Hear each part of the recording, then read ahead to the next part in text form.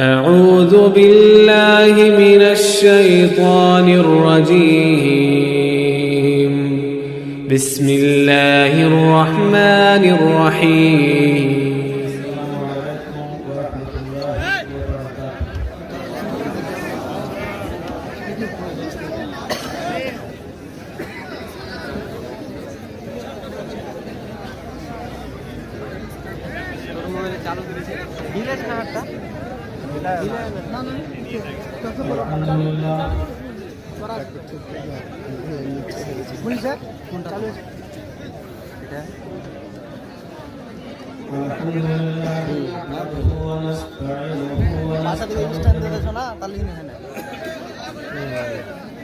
পাশা দিকে স্ট্যান্ড বাঁধতেই চাই না, বাঁধতে দিয়ে যেতে পারবে।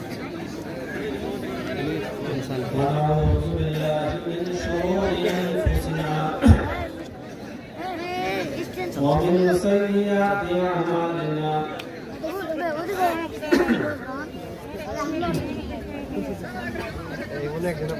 من يهده الله فلا مضل له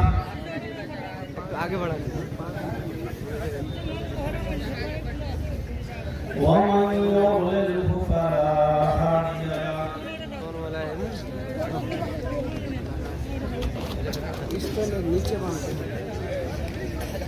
وأشهد أن لا إله إلا الله وحده لا شريك له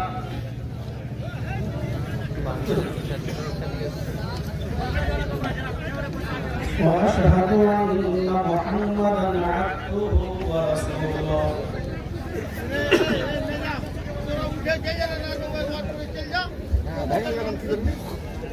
أما بعد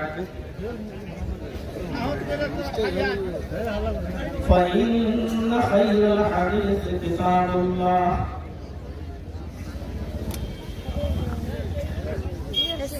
وخير الهدي هدي محمد صلى الله عليه وسلم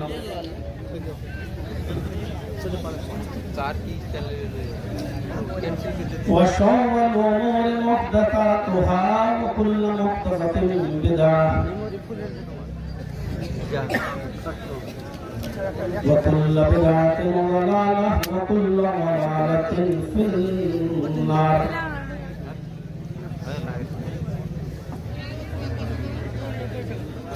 أعوذ بالله من الشيطان الرجيم. بسم الله الرحمن الرحيم.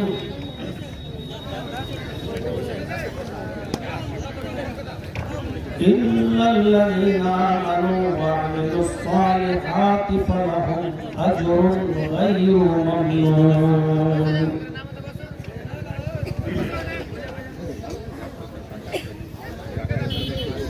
وعن أبي هريرة رضي الله تعالى عنه عن النبي صلى الله عليه وسلم قال: الإيمان بضع وسبعون شعبة وأفضلها قول لا إله إلا الله وأدناها إماطة الأذى عن الطريق والحياء شعبة من الإيمان. رواه البخاري. رب اشرح لي صدري ويسر لي أمري واحلل عقدة من لساني يفقهوا قولي.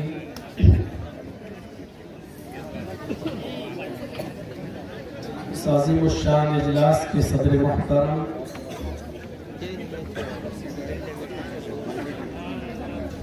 اور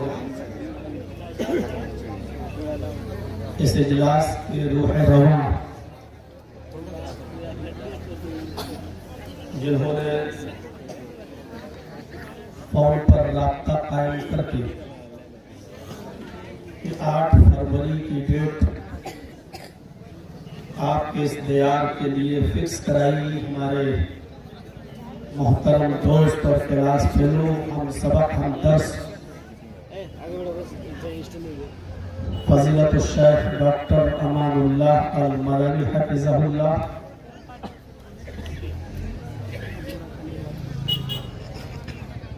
اور اسٹیج پر بیٹھے ہوئے ہمارے رفیق محترم فضیلت الشیخ تنویر مدنی حفظہ اللہ اسٹیج پر بیٹھے ہوئے دیگر معطر علماء کرام، علاقے کے باوقار احباب اور اس اجلاس میں قرب و جوار سے اطراف و اکناف سے تشریف لائے ہوئے معزز سامعین حضرات، پردہ نشین اسلامی خواتین، پیاری ماں اور بہنوں، قوم و ملت کے لائق بر نوجوانوں اور عزیز بچوں،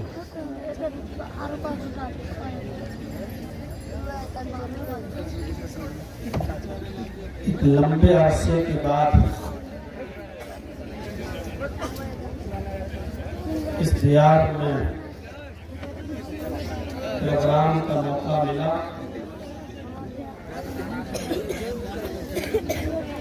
شیخ امان اللہ صاحب نے بار بار کال کیا اور اس وقت تک کال کرتے رہے، میسج کرتے رہے جب تک کہ اس علاقے کے لیے تاریخ فکس نہیں ہو گئی، اور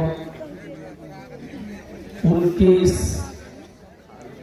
اجلاس میں آپ لوگوں کا یہ جمع غفیر اور آپ کا یہاں ایک اچھی خاصی تعداد میں آنا اور رات کے اس وقت بھی جم کر بیٹھے رہنا، یہ اپنے آپ میں بڑے ہمت و حوصلے کی بات ہے۔ اللہ رب العالمین ہم سب کو سننے سے زیادہ عمل کرنے کی توفیق عطا فرمائے۔ شیخ ڈاکٹر امان اللہ صاحب کی دعوت پر میں پہلے سن 2016 میں آیا تھا۔ اس وقت آپ کا قائم کردہ ادارہ معہد حفصہ للبنات چل رہا تھا، لیکن اتنی ترقی پر گامزن نہیں تھا۔ تعمیری کام اس وقت بھی ہو رہا تھا، اور 2016 کے بعد اب 2025 کے شروع دنوں میں فروری میں جب میں آیا ہوں تو میں نے دیکھا کہ اس گاؤں کی حالت بھی بدل گئی، ادارے نے دن دگنی رات چوگنی ترقی کی ہے، اور اس وقت الفیض ماڈل اکیڈمی کے نام سے کوئی ادارہ نہیں تھا جو اس وقت مجھے دیکھنے کو ملا۔ الحمدللہ کافی بچے اس کے اندر پڑھ رہے ہیں، اور اس طریقے کا جو ادارہ مجھے آج ٹہل کر گھوم کر جو میں نے دیکھا، سیمانچل میں 20 سال سے میں تقریباً سفر کر رہا ہوں، سیمانچل کے کسی ایریے میں نے اس نوعیت کا کوئی ادارہ ابھی تک نہیں دیکھا۔ مدرسے بہت دیکھے ہیں، مدرسوں کے پروگراموں میں نے شرکت بھی کی ہے، لیکن اس طریقے کا ادارہ اور اس طریقے کا اسکول جو 10 تک تو ابھی بچے پڑھ رہے ہیں، 10+ کی پرمیشن مل چکی ہے۔ اللہ رب العالمین اس ادارے کو دن دگنی رات چوگنی ترقی عطا فرمائے، اور اس میں آپ لوگوں کے تعاون کی سخت ضرورت ہے۔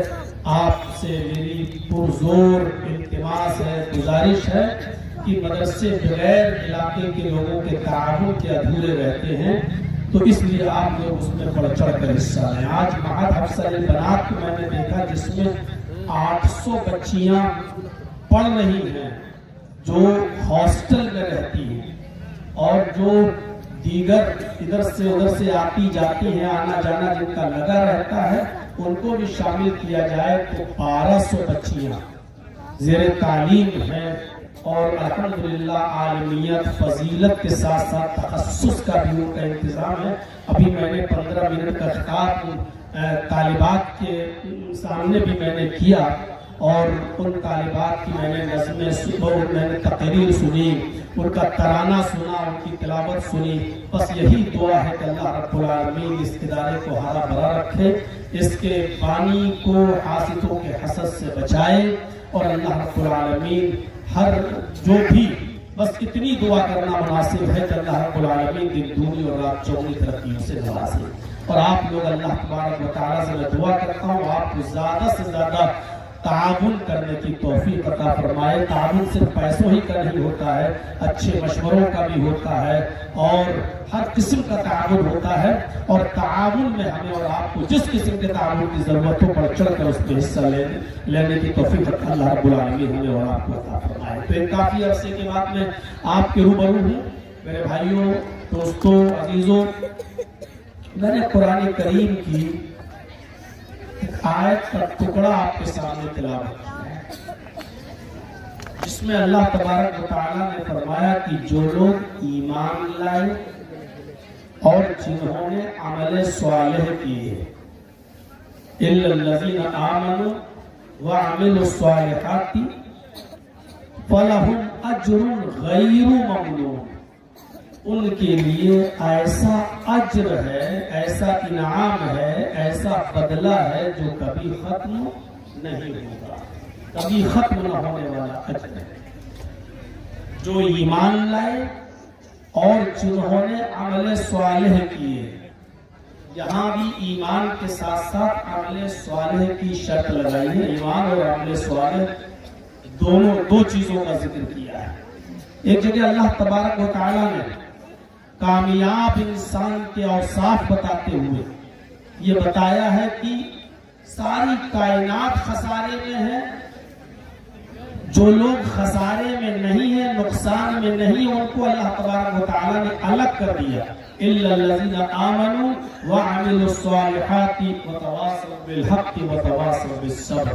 جو ایمان لائے اور جنہوں نے عمل صالح کیے اور جنہوں نے حق کی وصیت تلقین کی اور حق بات کہنے میں جو تکلیفیں، جو پریشانیاں، جو مصیبتیں آئیں اس پر صبر کرنے کی جو ترغیب کرتے رہتے ہیں، وہ لوگ بھی نقصان میں نہیں ہیں. تو یہاں پر بھی اللہ تبارک و تعالیٰ نے فرمایا جو ایمان لائے اور جنہوں نے عمل صالح کیا. ایمان کا اور عمل صالح کا چولی دامن کا ساتھ. ہمارے پاس اگر صرف ایمان ہے لیکن عمل صالح نہیں ہے تو بیکار ہے، اور صرف عمل صالح ہے لیکن ایمان نہیں ہے تو وہ بھی بیکار ہے. ہم سے اور آپ سے اچھے اچھے کام آج غیر مسلم لوگ کر رہے ہیں. کبھی موقع لگے تو آپ بامبے جائیے، ٹاٹا ہاسپٹل جب کینسر کا پورا ہاسپٹل بنا ہوا ہے وہاں جا کر دیکھیے، اور جاتے ہی ہوں گے بہت سے لوگ. جس وقت میرے پھوپھا کا لڑکا بیمار تھا اور کینسر میں مبتلا تھا تو 11 سال تک میں نے اس پھوپھا کا بھائی کو لے کر دوڑتا رہا، علاج کراتا رہا. مجھے تجربہ ہے، میں دیکھتا تھا وہاں کینسر ہاسپٹل کے آس پاس کہ کتنے خیر خواہ لوگوں کی لائن لگی رہتی تھی. کوئی آ رہا ہے، پوچھ رہا ہے کہ آپ کے مریض کو کیا دقت ہے، کتنا خرچہ ہے، ڈاکٹروں نے کتنا تخمینہ بتایا، ایک انداز بتائیے کتنا خرچہ بتایا ہے، کیا کیا لگے گا، دوائیاں کتنے کی آئیں گی. کوئی فائل لے کے دوڑ رہا ہے، لیے جا رہا ہے. کوئی پورا کا پورا ٹرک بھر کر کھانے کا لے کر آ رہا ہے اور مریضوں میں کھانا تقسیم کر رہا ہے. کوئی پھل فروٹ لے کے آ رہا ہے، مریضوں میں پھل فروٹ تقسیم کر رہا ہے. میں نے دیکھا تو دیکھیے کتنا اچھا کام کر رہے ہیں. گرمیوں کے سیزن میں آپ کی گاڑی جس اسٹیشن پر رکے گی، آپ کے ڈبے کوچ کے پاس لوگ آ کر پانی بھرنا شروع کر دیں گے اور ٹھنڈا ٹھنڈا پانی آپ کی بوتلوں میں بھریں گے. آپ کو اپنی سیٹ سے اٹھنا بھی نہیں پڑے گا. جہاں گاڑی رکی آپ کے کوچ کے سامنے لوگ کھڑے ہیں اور برف کا ٹھنڈا پانی آپ کی بوتلوں میں بھر رہے ہیں، پلا رہے ہیں. یہ اچھا کام نہیں ہے پیاسوں کو پانی پلانا؟ لیکن ان کا یہ کام میرے بھائی بالکل بیکار، اس لیے کیونکہ ان کے اندر ایمان. ہم ایمان کے دعوے دار ہیں لیکن ہمارے اندر ایمان ہے تو عمل صالح کی کریں. کون سا ایسا کام آج ہمارے سامنے ہے بتائیے جو خالصتاً للہ کیا جا رہا ہو؟ اللہ ماشاء اللہ ہر چیز میں ریا، نمود اور دکھاوا شامل ہے۔ ایک شخص اپنے گھر میں قربانی کا بکرا تک لے کے آ رہا ہے تو اس کا بھی فوٹو کھینچ کر واٹس ایپ پہ ڈال رہا ہے، فیس بک پہ ڈال رہا ہے اور اس کی قیمت لکھ کر ظاہر کر رہا ہے کہ میں نے آج قربانی کے لیے اتنے ہزار کا بکرا خریدا۔ ایک شخص خانہ کعبہ کے سامنے کھڑا ہے، احرام پہنے ہوئے ہے، اپنی سیلفی لیتا ہے، اس کو فیس بک پہ ڈال رہا ہے کہ آج اللہ تعالیٰ نے مجھے عمرے کی توفیق بخشی ہے، اور رسمی طور پر دعا بھی کرا رہا کہ دعائے خیر میں یاد رکھیے گا، دعا کیجیے گا کہ ہمارے اس عمرے کو قبول فرمائے، جبکہ وہ صرف یہ دکھانے کا مقصد ہے۔ لوگ حق اللہ ہی جانتا ہے، لیکن میرے بھائیوں اکثر دکھانے کا یہ ہے کہ اس کو دکھاوا مقصد ہے کہ دیکھو میں آج سعودی میں ہوں اور عمرہ کر رہا ہوں اور احرام پہنے ہوئے ہوں، اور دیکھیے میں خانہ کعبہ کے سامنے کھڑا ہوں۔ یہ آج ایک آدمی 20-25 لوگوں کو روزہ افطار کرا رہا ہے، اس کا فوٹو کھینچ کے ڈال رہا کہ آج میں نے 50 لوگوں کو روزہ افطار کرایا ہے۔ میرے بھائی کیا ساری نعمت سب دکھا رہا ہے کہ میں ان کو کیا کھلا رہا ہوں، افطار میں کیا رکھا ہوا ہے، کس قسم کے کھانے ہم نے ان کے سامنے رکھے ہوئے ہیں، انواع و اقسام کے۔ تو میرے پیارے ساتھیو آج ہمارے پاس ایمان ہے لیکن عمل صالح نہیں۔ ایمان بھی ضروری ہے اور عمل صالح بھی ضروری ہے۔ ایمان اور عمل صالح کا چولی دامن کا ساتھ ہے، بالکل ویسے جیسے موبائل کے لیے سم ضروری ہے اور سم کے لیے موبائل ضروری ہے۔ آپ کے پاس موبائل ہے، بہت قیمتی موبائل ہے، آئی فون ہے یا اس سے بھی قیمتی موبائل آپ کے پاس ہے، لیکن اس موبائل کے اندر سم نہیں پڑی ہوئی ہے تو بتائیے وہ موبائل کس کام کا؟ رکھے رہیے 1.5 لاکھ کا موبائل، رکھے رہیے 2 لاکھ کا موبائل، آپ اس کو کان میں لگا کے ہیلو ہیلو کہتے رہیں، کون سنے گا آپ کی بات؟ وہ ایک ڈبہ ہے، بس اس کی کوئی حیثیت نہیں ہے جب تک کہ اس کے اندر سم نہ پڑی ہوئی۔ اور جیسے ہی آپ نے اس کے اندر سم ڈالی، اس سم کے اندر کچھ بیلنس ہے، آپ بات کر سکتے ہیں۔ امریکہ، لندن، سعودی، مصر، کویت، آپ ہر جگہ بات کر سکتے ہیں۔ موبائل کے لیے سم ضروری ہے، اور سم ہے آپ کے پاس لیکن موبائل نہیں۔ اس سم کے اندر ریچارج بھی ہے، 10, 20, 50 ہزار روپے آپ ڈال بھی لیں، بھر لیں اس کو، اس سم میں کتنا بھی بیلنس پڑا ہوا ہو لیکن بیکار ہے۔ آپ اس سم کو کان میں لگا کر آپ ہیلو ہیلو کر کے دیکھیے، کہیں آواز نہیں جائے گی، بھلے ہی اس میں 1 لاکھ روپے پڑا ہوا ہو۔ سم کے لیے موبائل کا ہونا ضروری ہے اور موبائل کے لیے سم کا ہونا ضروری ہے۔ جب یہ دونوں چیزیں ہوتی ہیں تو موبائل کام کرتا ہے اور سم اپنا کام کرتی ہے۔ اسی طریقے سے میرے بھائیوں، ہمارے لیے ہمارے پاس ایمان بھی ہونا چاہیے اور ایمان کے ساتھ ساتھ عمل صالح بھی ہونا چاہیے۔ یہ دونوں چیزیں ضروری ہیں حصول جنت کے لیے۔ جنت کو حاصل کرنے کے لیے دونوں چیزیں ضروری ہیں، ایمان ہے، عمل صالح ہے۔ دیکھا عمل صالح ہے لیکن ایمان نہیں۔ ایمان کا موضوع اور عمل صالح کا موضوع بہت وسیع ہے، ہم آج پوری بحث صرف اس ٹاپک پر نہیں کریں گے۔ ایمان کی 3 اہم شاخوں کا ذکر ہم آج کریں گے جو ہم نے حدیث پڑھ کر آپ کے سامنے جو رکھی ہے، اس حدیث کے اندر جو 3 چیزوں کا ذکر کیا گیا ہے، کیونکہ ایمان کے شعبے تو بہت سے ہیں۔ نبی اکرم صلی اللہ علیہ وسلم نے فرمایا الایمان 70 شعبۃ، ایمان کی 70 سے زیادہ شاخائیں ہیں، ایمان کی 70 سے زیادہ شعبے ہیں۔ 70 شعبۃ، ایمان کے 70 سے زیادہ شعبے ہیں۔ یہاں 70 سے مراد کوانٹٹی نہیں ہے، مقدار نہیں ہے، گنتی نہیں ہے کہ صرف 70 ہے یا 70 سے کچھ زیادہ نہیں، بلکہ بخاری کی شرح لکھتے ہوئے حافظ احمد ابن حجر رحمت اللہ علیہ نے لکھا ہے کہ یہاں کثرت مراد ہے، یعنی ایمان کی بہت زیادہ ایمان کے شعبے ہیں، ایمان کی بہت زیادہ شاخیں ہیں۔ الایمان بضع و سبعون شعبۃ، کبھی کبھی ہم لوگ بھی اپنے محاوری زبان میں بولتے ہیں ابھی لگائیں گے 50 تھپڑ، ابھی لگائیں گے 50 تماچے۔ تو 50 تھپڑ مارنے کا مقصد یہ نہیں ہے کہ آپ گن کر اس کو 50 تھپڑ ماریں گے، نہیں، بلکہ آپ یہ بتانا چاہتے ہیں کہ ابھی بہت زیادہ ماروں گا تمہیں، ہوش میں آ جاؤ، اوقات میں آ جاؤ،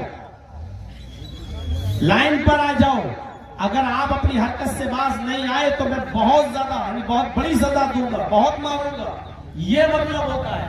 تو یہاں جو فرمایا گیا الایمان بضع و سبعون شعبۃ، ایمان کی 70 سے زیادہ شاخائیں ہیں، ایمان کی 70 سے زیادہ برانچز ہیں، ایمان کے 70 سے زیادہ شعبے ہیں۔ تو یہ ایسے ہی نہیں بتایا گیا صرف 70 سے زیادہ نہیں، بہت زیادہ، یعنی کثرت ہے، کثرت مراد لی گئی ہے، یعنی ایمان کی بہت سی شاخائیں ہیں۔ ان میں اللہ کے نبی صلی اللہ علیہ وسلم نے فرمایا پہلی افضل شاخ کیا ہے، ادناہا، اور سب سے کمتر درجے کی شاخ کیا ہے، اور پھر ایک اور شاخ، 3 شاخ کا جو ذکر کیا ہے، یہ آج ہمارے معاشرے کی اصلاح کے لیے بے حد ضروری ہے، یہ چیز بتا رہا۔ فَأَفْضَلُهَا قَوْلُ لَا إِلَهَ إِلَّا اللَّهِ، ایمان کا سب سے افضل درجہ اور ایمان کی سب سے افضل شاخ، ایمان کا سب سے افضل شعبہ کیا ہے؟ قول لا الہ الا اللہ، لا الہ الا اللہ کہنا۔ کہنے کا مطلب یہ نہیں کہ صرف زبان سے کہہ دیا لا الہ الا اللہ، یہ تو آج بہت سے غیر مسلم بھی کہتے ہیں۔ مہاتما گاندھی تو اکثر یہ کہا کرتے تھے کہ ایشور اللہ تیرے نام سب کو سنمتی دے بھگوان، وہ بھی اللہ کا نام لے لیا کرتا تھا۔ لا الہ الا اللہ کہنے کا مطلب یہ ہے کہ لا الہ الا اللہ جن تقاضوں کا مطالبہ کرتا ہے ان تقاضوں کو پورا کرنا، ورنہ جملہ بہت چھوٹا ہے لا الہ الا اللہ۔ بخاری شریف کی روایت ہے، نبی اکرم صلی اللہ علیہ وسلم نے لا الہ الا اللہ کی فضیلت بیان کرتے ہوئے صحابہ کرام سے کہا تھا کہ اے صحابہ کیا تمہیں معلوم ہے کہ لا الہ الا اللہ کی فضیلت کیا ہے؟ اگر ساری کائنات کو ترازو کے پلڑے پہ رکھ دیا جائے، ساری دنیا، ساری کائنات کو ترازو کے پلڑے پر رکھ دیا جائے اور دوسرے پلڑے پر لا الہ الا اللہ کو رکھ دیا جائے اور اس کے بعد پھر ترازو کو اٹھایا جائے، ترازو کو اٹھایا جائے تو لا الہ الا اللہ کا پلڑا جھک جائے گا، یعنی ساری کائنات کا وزن ہلکا اور لا الہ الا اللہ کا وزن بھاری ہے۔ کیا ہے اس کلمے؟ ایسے ہی نہیں کہا تھا اللہ کے نبی صلی اللہ علیہ وسلم نے من قال لا الہ الا اللہ دخل الجنہ، جس نے کہہ دیا اپنی زبان سے لا الہ الا اللہ وہ جنت کے اندر داخل ہوگا۔ صرف کہنے بھر سے جنت مل جائے گی؟ ایسے ہی نہیں کہا تھا اللہ کے نبی صلی اللہ علیہ وسلم نے کہ من کان آخر کلامہ لا الہ الا اللہ دخل الجنہ، جس کی زبان سے آخری جملہ مرتے وقت لا الہ الا اللہ نکلا اور لا الہ الا اللہ نکلتے ہی اس کی روح قبض عنصری سے پرواز ہو گئی، یہی کہہ کر وہ دنیا سے رخصت ہو گیا، مر گیا، وہ جنت کے اندر داخل ہوگا۔ ایسے ہی نہیں کہا، لا الہ الا اللہ کا کچھ تو تقاضا ہوگا کہنے کا۔ یہ صرف لا الہ الا اللہ صرف ایک جملہ نہیں ہے، لا الہ الا اللہ کا معنی صرف یہی نہیں کہ لا الہ الا اللہ اللہ کے علاوہ، یعنی آپ اس بات کا اقرار کر رہے ہیں لا الہ یعنی لا معبود الا اللہ، اللہ کے علاوہ کوئی معبود نہیں ہے۔ لا الہ الا اللہ کا معنی لا مسجود الا اللہ، اللہ کے علاوہ کوئی بھی سجدے کے لائق نہیں ہے۔ لا الہ الا اللہ کا معنی ہی یہی ہے کہ اللہ کے علاوہ کسی پر بھی ویسا بھروسہ نہیں کیا جا سکتا. توکل اور بھروسے کے لائق ذات اللہ کی، سجدے کے لائق ذات اللہ کی. یہ لا الہ الا اللہ کا معنی اور مطلب یہ ہے. لا الہ الا اللہ ہے ہی وہ ایسا جملہ کہ ایک انسان زندگی بھر گناہ کرتا ہے، زندگی بھر برائیوں میں مبتلا رہتا ہے، زندگی بھر گناہ کے کام کرتا رہتا ہے، 70 سال تک 80 سال تک گناہ کے کام کرتا رہتا ہے اور شرک اور کفر میں مبتلا رہتا ہے، اپنے آپ کو جہنم کے گڑھے کے قریب اس نے اپنے آپ کو پہنچا لیا ہے. لیکن اچانک اس کو کلمے کی توفیق مل جاتی ہے اور کلمہ پڑھ لیتا ہے مرنے سے پہلے. وہی 80 سال کا بوڑھا ابھی کلمہ پڑھتا ہے لا الہ الا اللہ، اور اس کلمے کے اقرار کے بعد وہ اسلام کے اندر داخل ہو جاتا ہے. تو جیسے اس نے اسلام قبول کیا، ان الاسلام یہدم ما کان قبلہ، یہاں اسلام قبول کیا، اس کے سارے گناہ منہدم ہو گئے، اس کے سارے گناہ مٹ گئے، اس کے سارے گناہ ختم ہو گئے، اور اس کے بعد اگر وہ مرتا ہے تو جنت کا مستحق ہو جاتا ہے. یعنی یہ کلمہ وہ کلمہ ہے کہ ایک شخص 80 سال تک گناہ، شرک اور کفر کی دلدل میں ٹامے چولیاں مار رہا تھا، اسی میں پڑا ہوا تھا. مرنے سے پہلے اس کی زبان سے لا الہ الا اللہ کا اقرار ہو جاتا ہے، اس کلمے کا اقرار کر لیتا ہے اور یہ شخص جنت کا مستحق ہو جاتا ہے. ابھی اگر کلمے کو پڑھے بغیر مر جاتا تو جہنم میں جاتا، لیکن کلمہ نصیب ہو گیا تو اب یہ آدمی جنت کا مستحق ہو گیا.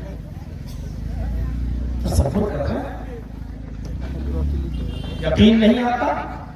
بخاری شریف کے اندر ایک واقعہ لکھا ہوا ہے، اس واقعے کو اگر ہم پڑھیں تو ہمیں بہت کچھ سبق مل سکتا ہے. جب اللہ کے نبی صلی اللہ علیہ وسلم نے خیبر کا محاصرہ کیا، جب نبی اکرم صلی اللہ علیہ وسلم اور آپ کے صحابہ نے خیبر کا محاصرہ کیا تو خیبر کا ایک یہودی تھا جس کا نام تھا اسود، جو بکریوں کو چرایا کرتا تھا. بکریوں کو، وہ بکریوں کو چرانے کے لیے نکلا تھا. جب بکریوں کو چرا کے آیا تو اس نے دیکھا کہ خیبر کا محاصرہ ہو چکا ہے اور صحابہ کرام نبی اکرم کے محمد کے چاہنے والوں نے چاروں طرف سے گھیر لیا ہے. تو وہ محمد رسول اللہ کے صحابہ سے کہنے لگا کہ کون ہے تمہارے نبی، ذرا مجھے ان سے ملوائیے، میں ملنا چاہتا ہوں. صحابہ کرام نے اشارہ کیا کہ وہ ہے اللہ کے نبی جو خیمہ لگا ہوا ہے، اسی خیمے کے اندر ہمارے پیغمبر موجود ہیں. اس نے خیمے کا پردہ ہٹایا. وہ سوچ رہا تھا کہ مسلمانوں کے نبی ہیں، صحابہ کے نبی ہیں، مقام و مرتبہ ان کا بلند ہے، وہ صحابہ جو نبی کی بڑی عزت کرتے، بڑی ٹھاٹ مارتے رہ رہے ہوں گے، اچھا بستر بچھا ہوا ہوگا اور بہت ہی عیش و آرام کے ساتھ اس خیمے میں ہوں گے. ان سے ملنے کے لیے باڈی گارڈ کی ضرورت ہوگی، ان سے ملنے کے لیے پرمیشن کی ضرورت ہوگی، پرمیشن لینے کی. لیکن جب اس نے خیمے کا پردہ ہٹایا تو کیا دیکھتا ہے کہ کچی زمین کے اوپر محمد رسول اللہ صلی اللہ علیہ وسلم براجمان ہے، بیٹھے ہوئے ہیں. اس کو یقین نہیں آیا. صحابہ سے کہتا ہے مذاق مت کرو، مجھے محمد رسول اللہ سے ملنا ہے. فرمایا ہاں یہی ہے اللہ کے رسول. وہ اندر جاتا ہے اور کہتا ہے کیا ہے محمد رسول اللہ صلی اللہ علیہ وسلم، آپ کی دعوت کیا ہے، آپ کس چیز کی دعوت دیتے ہیں، آپ کا کیا پیغام ہے، کیا میسج ہے، مجھے ذرا بتائیے. اللہ کے نبی جناب محمد رسول اللہ صلی اللہ علیہ وسلم نے اپنا میسج بتایا، اپنا پیغام بتایا. ہماری دعوت صرف یہی ہے، قولوا لا الہ الا اللہ. اس بات کا اقرار کر لو، شہادت دے دو کہ اللہ کے علاوہ کوئی معبود نہیں اور محمد اللہ کے رسول ہے. ہم سے زیادہ بہتر عرب کے کافر جانتے تھے کہ اگر لا الہ الا اللہ کہہ دیا تو ہمیں کیا کیا چھوڑنا پڑے گا. صرف لا الہ الا اللہ محمد رسول اللہ کہلوا نہیں رہے ہیں، لا الہ الا اللہ کہلوانے کے پیچھے کیا کیا چیزیں ہمیں کہنے کے بعد چھوڑنا پڑیں گی. عرب کے کافر اچھی طریقے سے جانتے تھے. وہ جانتے تھے کہ ہم جو 360 मूर्तियां और बुत रखे हुए खाने काबा में, इनको छोड़ना पड़ेगा। वो जानते थे कि वद, सुआ, यगूस, यगूक और नस्र, हम जो इनसे हेल्प और मदद तलब करते हैं, इनको छोड़ना पड़ेगा। वो जानते थे कि ला इलाहा इल्लल्लाह कहने के बाद हमें किन किन को छोड़ना पड़ेगा, इसलिए वो ला इलाहा इल्लल्लाह जल्दी अपनी जबान से अदा नहीं करते थे। आज तो जिससे कहलवा लो वो फौरन कह देगा ला इलाहा इल्लल्लाह। जो मजारों की पर चादरें चढ़ा रहा है और कब्रों को चूम रहा है, वो भी ला इलाहा इल्लल्लाह कहता है। मेरे भाइयों, जरा तसव्वुर कर लें, अरब के काफिर जानते थे कि ला इलाहा इल्लल्लाह कहने का मकसद क्या और मतलब क्या है और हमें क्या क्या छोड़ना पड़ेगा। जब अल्लाह के नबी ने अस्वद से कहा कि ला इलाहा इल्लल्लाह कह दो, गवाही दे दो कि अल्लाह के अलावा कोई माबूद नहीं, वो अच्छी तरीके से जानता था कि मोहम्मद रसूलुल्लाह में किस चीज की दावत दे रहे हैं, हमें क्या क्या छोड़ना पड़ेगा। पूछा कि अगर मैं इस दावत को कबूल कर लेता हूं तो मुझे क्या मिलेगा। फरमाया तुम्हें जन्नत मिलेगी, जन्नत। उसने कलमा पढ़ लिया, इकरार कर लिया, अशहदु अल्ला इलाहा इल्लल्लाह व अशहदु अन्ना मुहम्मदन अब्दुहु व रसूलुहु। ये कलमा पढ़कर वो इस्लाम के दायरे में दाखिल हो जाता है। उसने कहा अल्लाह के नबी अब कोई काम बताइए, अब मैं ये काम नहीं करूंगा, यहूदियों की बकरियां चराऊं, ठीक है, अब मुझे कोई काम बताओ। आपने फरमाया कोई नमाज का वक्त नहीं था कि आप उससे कहते कि नमाज पढ़ो, रमजान का महीना भी नहीं था कि आप उससे कहते रोजा रखो, हज का सीजन भी नहीं था कि आप उससे कहते हज करो।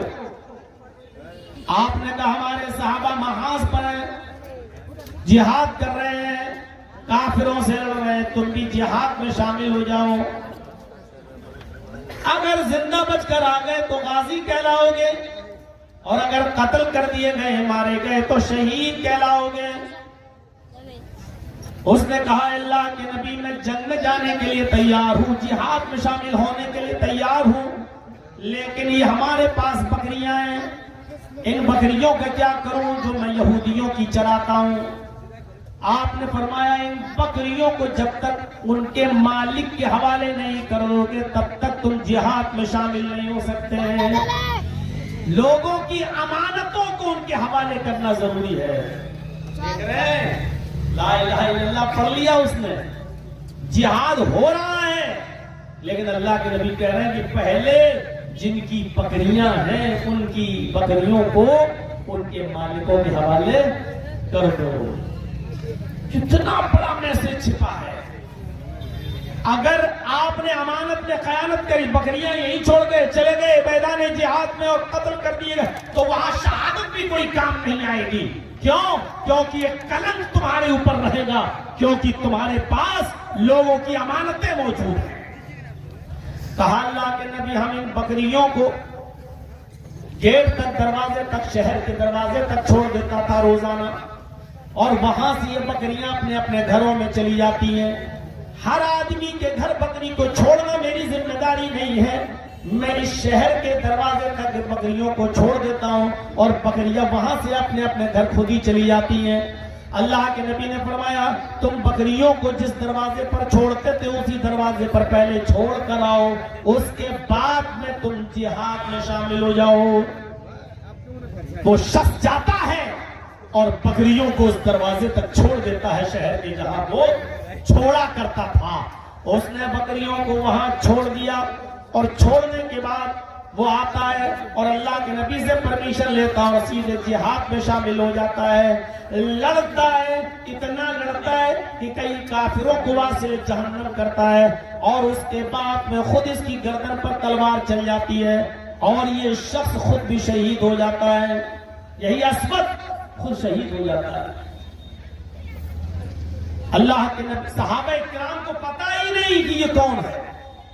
आया, अचानक जंग में शामिल हुआ, लड़ा, काफिरों में घुस गया, हमारी तरफ से लड़ रहा है, लेकिन पता नहीं, क्योंकि आज ही तो इस्लाम लाया है, अभी तो इसने कलमा पढ़ा है ला इलाहा इल्लल्लाह, हम तो जानते ही नहीं ये कौन है।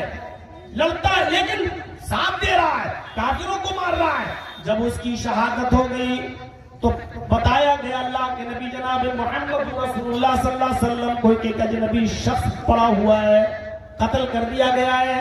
نبی اکرم صلی اللہ علیہ وسلم جب اس کے قریب آتے ہیں اور دیکھتے ہیں کہ تو اسود کی باڈی ہے، اسود شہید کر دیا گیا ہے، تو آپ نے فرمایا کہ ہاں ابھی اسلام لایا تھا، ابھی اس نے تھوڑی دیر پہلے کلمہ پڑھا تھا اور جہاد میں شامل ہو گیا. میرے بھائیو، اللہ کے نبی صلی اللہ علیہ وسلم نے فرمایا یہ وہ شخص ہے جس نے ایک بھی وقت کی نماز نہیں پڑھی، ایک بھی روزہ نہیں رکھا، ایک بھی حج نہیں کیا، کوئی نیکی نہیں کی. غور کرو، اسلام لایا، جہاد میں شامل ہو گیا، قتل کر دیا گیا. اللہ کے نبی صلی اللہ علیہ وسلم فرماتے ہیں یہ جنتی ہے، یہ جنتی ہے. اب آپ اندازہ لگا کر لگائیں اور سوچیں کتنا بڑا میسج، کتنا بڑا پیغام. ایک بھی نماز نہیں پڑھی. اور آپ لوگ خود فیصلہ کریں، ابھی اگر یہ کلمہ نہ پڑھا ہوتا اور ویسے ہی اگر مر جاتا تو کہاں جاتا، کیا ہوتا اس کا؟ کلمہ پڑھا اور کوئی نماز کا وقت نہیں، رمضان کا مہینہ نہیں، حج کا سیزن نہیں، ایک بھی نماز نہیں پڑھی، ایک بھی روزہ نہیں رکھا، حج بھی نہیں کیا، کچھ نہیں، شہید ہو جنت. افضلها قول لا الہ الا اللہ، افضلها قول لا الہ الا اللہ. ایمان کا سب سے بڑا اور افضل شعبہ کیا ہے؟ لا الہ الا اللہ کہنا، اس کے تقاضوں کو پورا کرنا. لا الہ الا اللہ بھی کہو اور کہو کہ بابا تیرے در پہ آیا ہوں تو جھولا جھولی بھر کے جاؤں گا. لا الہ الا اللہ بھی کہو اور بیٹا بیٹی دوسروں سے بھی مانگو. نہیں جی، لا الہ الا اللہ. ایک بھی وقت کی نماز نہیں پڑھی ہو جنتی، ایک بھی وقت کا ایک بھی دن روزہ نہیں رکھا اور جنتی. یہ ہے لا الہ الا اللہ. ایک اور واقعہ کی طرف آئے. ایک چھوٹا بچہ 12 سال جس کی عمر، یہودی کا بچہ، نبی اکرم صلی اللہ علیہ وسلم کی خدمت کیا کرتا تھا. نبی اکرم صلی اللہ علیہ وسلم کا خدمت گزار تھا. اللہ کے نبی صلی اللہ علیہ وسلم کے پاس سے اٹھ کر جب وہ اپنے گھر جاتا اور اپنے والدین سے کہتا کہ میرا دل محمد رسول اللہ کی تعلیم کی طرف مائل ہے، لیکن اس کے ماں باپ غصہ ہوتے، آنکھ دکھاتے، وہ بیچارہ اپنے ماں باپ کے ڈر سے اسلام قبول نہیں کر پاتا. ایک دن وہ بچہ بیمار ہو گیا اور کافی بیمار ہو گیا، مرض الموت میں مبتلا ہو گیا. جب نبی اکرم صلی اللہ علیہ وسلم کو اس بات کی اطلاع ملی، جب نبی اکرم صلی اللہ علیہ وسلم کو اس بات کا پتہ چلا، جب اللہ کے رسول صلی اللہ علیہ وسلم کو اس بات کا علم ہوا کہ وہ یہودی بچہ جو میری خدمت کیا کرتا تھا بیمار ہے، تو آپ اس کی عیادت کے لیے اس کے گھر تشریف لے گئے. جب اللہ کے نبی صلی اللہ علیہ وسلم اس کے گھر گئے تو اس کے سرہانے پر اس کے سر کے پاس بیٹھ گئے. اس کی حالت یہ تھی کہ روح اب نکلے کہ تب نکلے. وہ ٹکٹکی لگا کر محمد رسول اللہ صلی اللہ علیہ وسلم کو دیکھ رہا تھا، آنکھیں پھاڑ کر نبی اکرم کو دیکھ رہا تھا، اپنے باپ کے چہرے کو بھی دیکھتا جاتا تھا. اس کے باپ نے کہا، اللہ کے نبی صلی اللہ علیہ وسلم وہاں بیٹھے تو اللہ کے نبی صلی اللہ علیہ وسلم نے اس بچے سے کہا، قل لا الہ الا اللہ. اے غلام، اے خادم، اے بچے، کہو لا الہ الا اللہ. لا الہ الا اللہ پڑھو، زبان سے کہہ دو لا الہ الا اللہ. آپ نے کہا قل یا غلام لا الہ الا اللہ، بچے بول، کہہ دو لا الہ الا اللہ. اس بچے نے اپنے باپ کی طرف دیکھا، گویا کہ وہ اپنی استفہامیہ نظروں سے اپنے باپ سے سوال کر رہا ہو اور اجازت مانگ رہا ہو. اس کے باپ نے اپنے بیٹے کو دیکھا اور اپنے بیٹے کی تمنا جو حالت صحت و تندرستی میں وہ ظاہر کیا کرتا تھا، اس کا خیال کرتے ہوئے اس کے باپ نے جو یہودی تھا اپنے بچے سے کہا، اطیع ابا القاسم، بیٹے تم ابو القاسم کی بات مان لو، ان کی فرما برداری کرو، وہ جو کہہ رہے ہیں اس زبان سے، اپنی زبان سے اس کلمے کو نکال لو، جاؤ، تمہاری بھی مرضی یہی تھی، پہلے تم بھی یہی چاہتے تھے، لیکن میرے غصے کی وجہ سے تم اسلام قبول نہیں کرتے تھے۔ اگر تمہارا دل محمد رسول اللہ کی بات پر ہے، ان کی تعلیم پر ہے، اور تم یہاں آ کر مجھے بتاتے تھے، تو بیٹا پڑھ لو، کہہ دو محمد رسول اللہ ابو القاسم جو کہہ رہے ہیں ان کی اطاعت کرو، فرما برداری کرو، ان کی بات مان لو۔ جیسے ہی باپ کی طرف سے پرمیشن ملی، اس چھوٹے سے بچے نے اپنی زبان سے یہ کلمہ ادا کیا، اشہد ان لا الہ الا اللہ واشہد ان محمدن عبدہ ورسولہ۔ شاید یہی کلمہ پڑھنے کے لیے وہ اب تک زندہ تھا، اور جیسے ہی اس نے یہ کلمہ پڑھا، کلمہ اس کی زبان سے نکلا اور اس بچے کی روح بھی نکل گئی۔ کلمہ جیسے ہی اس کی زبان سے نکلا، اس بچے کا انتقال بھی ہو گیا، اور جیسے ہی اس بچے کا انتقال ہوا، اللہ کے نبی اس کے سرحانے پہ بیٹھے ہوئے تھے، کھڑے ہو جاتے ہیں اور کھڑے ہو کر کہتے ہیں الحمدللہ الذی انقذہ عن النار۔ تمام تعریفیں اس اللہ کے لیے ہیں جس نے اس بچے کو جہنم کی آگ میں جلنے سے بچا لیا، جہنم میں جانے سے بچا لیا۔ تمام تعریفیں اس اللہ کے لیے ہیں جس نے اس بچے کو جہنم کی آگ سے بچا لیا، نجات عطا فرمائی۔ میرے بھائیوں غور کرو، مرض الموت میں مبتلا تھا، کلمہ اگر نہیں پڑھتا تو وہ کہاں جاتا، اور جیسے ہی کلمہ پڑھا، ایک بھی نماز نہیں، ایک بھی روزہ نہیں، کلمہ زبان سے ادا ہوا، روح نکل گئی، اور اللہ کے نبی اس کے لیے کیا کہہ رہے ہیں؟ الحمدللہ الذی انقذہ عن النار۔ تمام تعریفیں اس اللہ کے لیے ہے جس نے اس کو دوزخ کی اور جہنم کی آگ سے بچایا۔ ہم کہا لا الہ الا اللہ کے تقاضے معلوم کرو کیا ہے، کیا چاہتا ہے یہ کلمہ ہم سے، کس چیز کا مطالبہ کرتا ہے یہ کلمہ ہم سے۔ اس کے برعکس ایک اور منظر دیکھ لو، اور سنا ہوگا علماء سے، پوری زندگی ابو طالب نے محمد رسول اللہ کا ساتھ دیا، نبی کے چچا نے، ابو طالب نے پوری زندگی ساتھ دیا۔ ایک موقع پر کچھ برہم بھی ہوئے، غصہ بھی ہوئے کہ بھتیجے ان کافروں کو ان کے حال پہ چھوڑ دو، یہ لوگ تیری جان کے پیاسے ہیں۔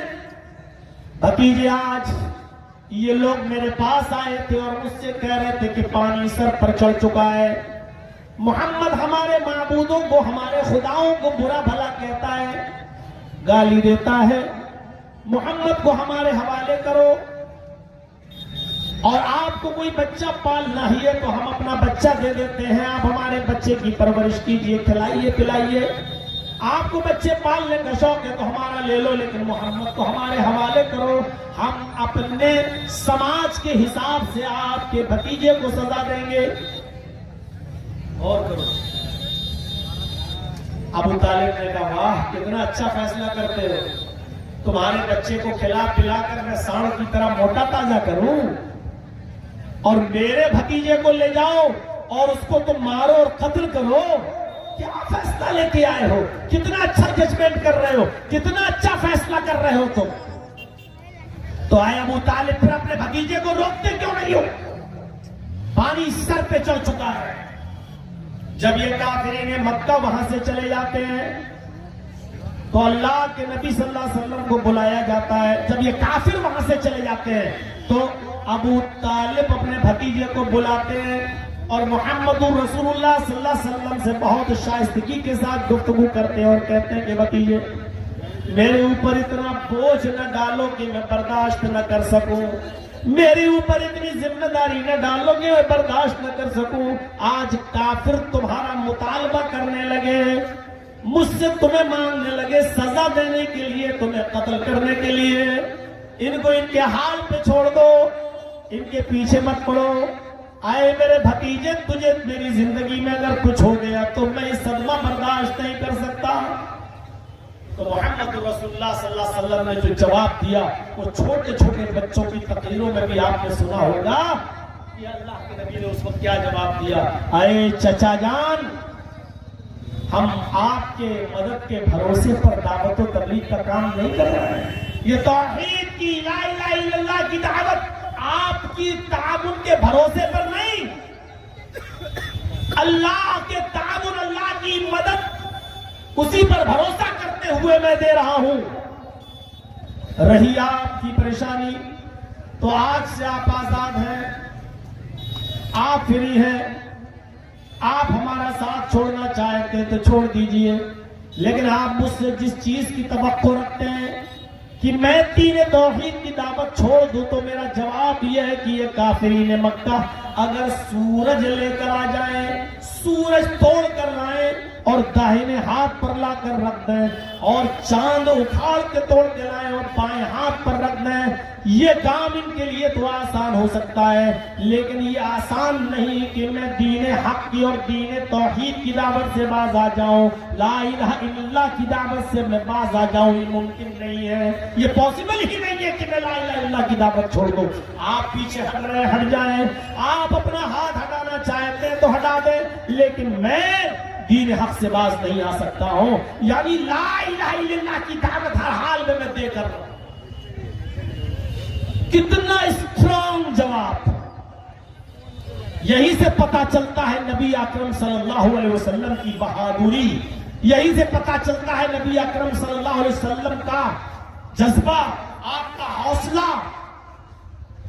معلوم ہے کہ ابو طالب کا سہارا ہٹ گیا تو ہم کتنی پریشانی میں آ جائیں گے، جانتے ہیں، لیکن پھر بھی کہہ رہے ہیں کہ اگر آپ ہٹنا چاہیں تو ہٹ جائیں، آپ اپنا ہاتھ ہٹانا چاہیں تو ہٹا لیں. اور رہی میری بات تو یہ کافرین مکہ سورج اور چاند اکھاڑ کے لائیں، دائیں اور بائیں ہاتھ پہ لا کے رکھ دیں، یہ تو آسان ہے، ہو سکتا ہے، لیکن یہ آسان نہیں کہ میں دعوت چھوڑ دوں.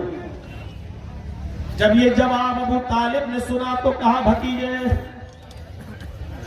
تو پھر جاؤ، جس دعوت کو دے کر اللہ تعالیٰ نے تمہیں بھیجا اس دعوت کو تم پورا کرو، اس دعوت کو پہنچاؤ. رہی میری بات تو جب تک میری سانس میں سانس ہے، میرے جسم میں روح ہے، جب تک میرے جسم میں سانس چلتی رہے گی، آخری سانس تک میں تمہاری مدد کرتا رہوں گا. دیکھتا ہوں کہ میری زندگی میں تمہیں کھروچ بھی آ جائے، دیکھتا ہوں میری زندگی میں تمہارا کون کیا بگاڑتا ہے. اے میرے بھتیجے، جاؤ تم دعوت و تبلیغ کا کام کرو، توحید کی دعوت بلند کرو. جہاں تک پاسبل ہوگا میں تمہاری مدد کرتا رہوں گا، میں اپنی زندگی میں تمہارے اوپر کوئی آنچ نہیں آنے دوں گا. اتنی مدد کرتے تھے چچا ابو طالب. لیکن جب ابو طالب کے انتقال کا وقت آیا، مرض الموت میں مبتلا ہو گئے، تو محمد رسول اللہ کی آنکھوں میں آنسو آ گئے کہ آج میرا چچا حالت کفر میں مر رہا ہے، آج میرا چچا حالت کفر میں جا رہا ہے.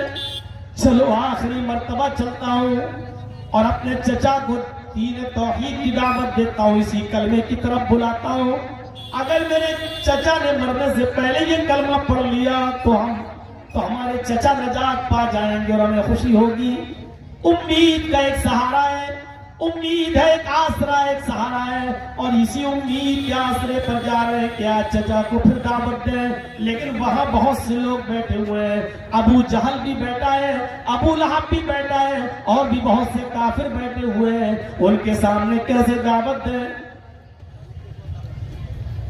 میرے بھائیوں، تھوڑی دیر کے لیے کچھ لوگ ہٹ جاتے ہیں، لیکن پھر بھی کچھ لوگ وہاں موجود ہیں. اللہ کے نبی جناب محمد رسول اللہ صلی اللہ علیہ وسلم اپنے چچا کے کان میں کہتے ہیں، اے میرے چچا، آپ کا بھتیجا آج آپ کے پاس، آپ کی اس کنڈیشن میں، آپ کی اس حالت میں ایک ہی امید لے کر آیا ہے. آپ کان میں کہہ رہے ہیں، اے چچا جان، آخری وقت ہے، چلا چلتا وقت ہے، آخری موقع ہے، کم سے کم جانے سے پہلے لا الہ الا اللہ کہہ دیجئے. قل لا الہ الا اللہ فی اذنی. اے میرے چچا، آپ زور سے نہیں کہہ سکتے، مت کہیے، سب کے سامنے نہیں کہہ سکتے، مت کہیے. اے میرے چچا، میرے کان میں کہہ دو، کسی کو پتہ نہیں چلے گا، میں بھی نہیں بتاؤں گا، صرف میرے کان میں بھی اگر آپ نے کہہ دیا تو میں گواہ بن جاؤں گا، اور قیامت کے دن اللہ سے آپ کی شفاعت کراؤں گا، اللہ سے آپ کی سفارش کروں گا، اللہ رب العالمین کے سامنے مجھے موقع مل جائے گا آپ کے حق میں سفارش کرنے کا، شفاعت کرنے کا۔ آئے میرے چچا میرے کان ہی میں کہہ دیجئے، آپ کو زور سے کہنے کی ضرورت نہیں، صرف میرے کان میں کہہ دیجئے، چچا بیمار، مرض الموت میں مبتلا، ساری زندگی نبی کی سیوا کی، نبی کی خدمت کی، اور اللہ کے نبی اسی امید کے ساتھ جا رہے کہ چچا جان آخری وقت میں کم سے کم لا الہ الا اللہ کہیں نہیں، میرے کان میں کہہ دیجئے، اللہ سے ہم سفارش کرا لیں گے انشاءاللہ، چچا جان میرے کان میں کہہ دیجئے۔ لیکن ابو طالب کے حصے میں کلمہ نہیں تھا، اور انہوں نے آخری وقت بھی اپنے بھتیجے سے محمد رسول اللہ سے کہہ دیا کہ نہیں، اے میرے بھتیجے نہیں، میں نہیں چاہتا کہ میرے مرنے کے بعد لوگ مجھے تانا ماریں کہ دیکھو آخری وقت میں ڈر گیا، جہنم سے ڈر گیا، قبر سے ڈر گیا، اس سے ڈر گیا، اس سے ڈر گیا، اور بھتیجے کی باتوں میں آ گیا۔ نہیں، اے بھتیجے، اے محمد، میں کلمہ نہیں پڑھ سکتا، تمہارے کان میں بھی نہیں پڑھ سکتا، مجھے اسی دھرم پر، اسی دین پر مرنا منظور ہے، جس دین پر، جس دھرم پر ہمارے باپ عبد المطلب مرے تھے، مجھے اپنے باپ دادا کے دین پر مرنا ہی پسند ہے، میں کلمہ نہیں پڑھ سکتا۔ کان میں بھی کلمہ نہیں پڑھا، ابو طالب کو کلمہ نصیب نہیں ہوا، ابو طالب مر گئے، انتقال ہو گیا جب ابو طالب کا، تو اللہ کے نبی کو اپنے چچا کے حالت کفر میں مرنے کا بہت صدمہ ہوا، بہت افسوس ہوا، لیکن ان کی خدمات کو سوچ سوچ کر کہنے لگے کہ اپنے چچا کے لیے میں مغفرت کی دعا کروں گا، اللہ سے کہوں گا کہ اللہ میرا چچا بہت ہی رحم دل تھا، اس نے آخری وقت تک بھی میرا سہارا دیا، اور جیسے ہی نبی اکرم نے اپنے کافر چچا کے لیے جو ابھی حالت کفر میں مرا ہے اس کے لیے دعائے مغفرت کرنا چاہی، تو اللہ تعالیٰ نے آسمان سے جبریل کو بھیج کر منع کر دیا اور فرمایا 70 مرتبہ بھی اپنے کافر باپ کے لیے اگر دعا کرو گے، یعنی پھر وہی کثرت مراد ہے، یعنی دعا کرتے کرتے، مغفرت کی دعا کرتے کرتے آپ کی دن اور رات گزر جائیں، آپ کی زندگی ختم ہو جائے، پھر بھی ہم آپ کے چچا کی مغفرت نہیں کریں گے۔ کسی مومن مرد کے لیے کسی کے جائز ہی نہیں ہے کہ کسی مومن کے لیے کہ کسی کافر کے لیے وہ دعائے مغفرت کرے۔ اے محمد، ہم آپ کے چچا کے سلسلے میں کی گئی دعائے مغفرت بھی ریجیکٹ کرتے ہیں، ہم اس کو بھی ناقابل قبول ہے، نہیں قبول کرتے ہیں، ہم اس کو ریجیکٹ ہے، نہیں قبول ہوگی آپ کی یہ دعا۔ آپ کتنی مرتبہ بھی مغفرت کی دعا کر لیں، لیکن میں آپ کے چچا کو ابو طالب کو معاف نہیں کروں گا، بخشوں گا۔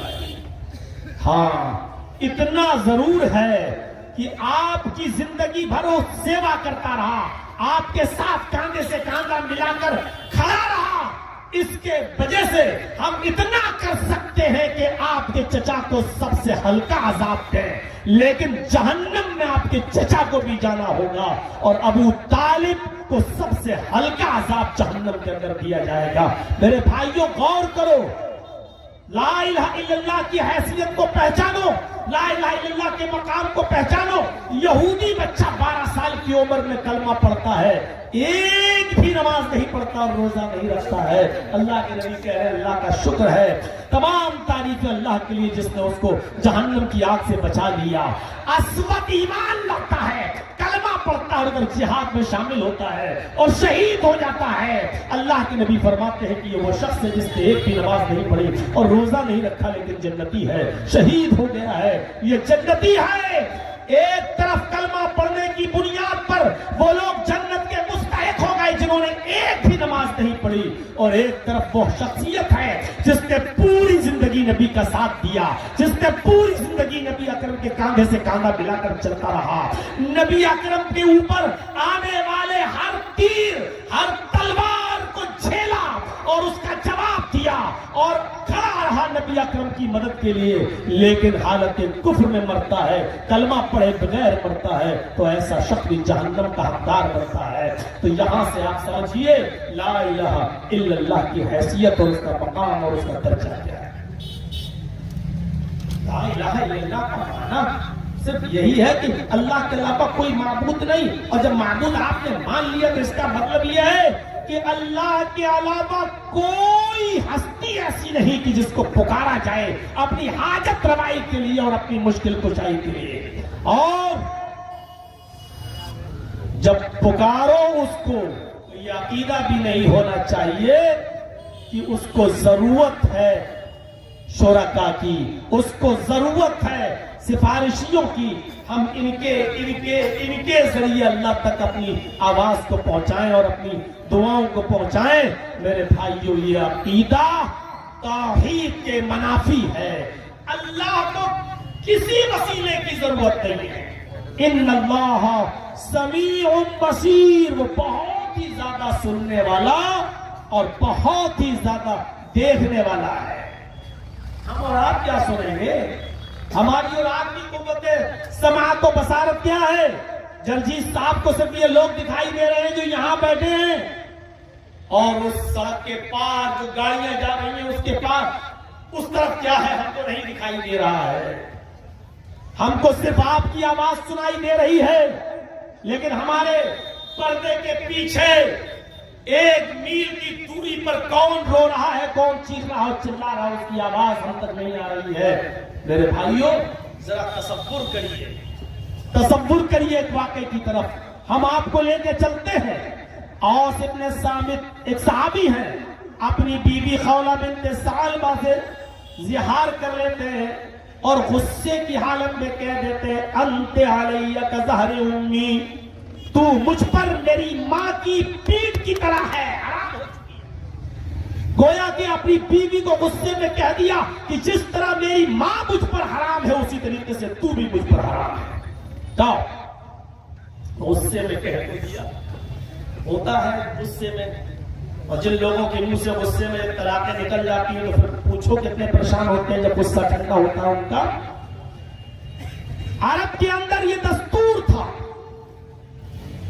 کہ اس کی وہی شکل تھی، اس کو بھی شوہر اور بیوی کے درمیان جدائی کا ایک راستہ مانا جاتا تھا کہ تم نے اپنی بیوی کو اپنے اوپر اپنی ماں کی طرح حرام کر لیا ہے، اب جدائی کے علاوہ کوئی راستہ نہیں ہے۔ ابھی کوئی احکام نازل نہیں ہوئے تھے، اللہ کے رسول صلی اللہ علیہ وسلم کے پاس بھی ابھی کوئی راستہ نہیں تھا۔ جب غصہ ٹھنڈا ہوتا ہے تو اوس ابن صامت بہت پریشان ہوتے ہیں، یہ کیا ہوا، اور اپنی بیوی سے کہتے ہیں خولہ بنت ثعلبہ سے کہ میرے منہ سے جو جملے نکلے نہیں نکلنا چاہیے، لیکن اب ہو کیا سکتا ہے، تیر تو کمان سے نکل چکا ہے۔ اوس ابن صامت نے اپنی بیوی خولہ بنت ثعلبہ سے کہا کہ اے خولہ، تم محمد رسول اللہ صلی اللہ علیہ وسلم کے پاس جاؤ اور ان سے گزارش کرو، وہ تمہارے اور میرے درمیان کوئی راستہ نکالیں گے، میرے اور تمہارے درمیان کوئی سبیل نکالیں گے۔ جاؤ، اللہ کے رسول ہیں، ان کے پاس جبریل آتے ہیں، اللہ ان کی سنتا ہے، اس لیے اللہ کے نبی کے پاس جاؤ اور اللہ کے نبی سے راستہ نکالنے کی گزارش کرو۔ حضرت عائشہ بیان کرتی ہیں کہ خولہ بنت ثعلبہ نے جب دروازے کو کھٹکھٹایا، اس وقت میں اپنے حجرے میں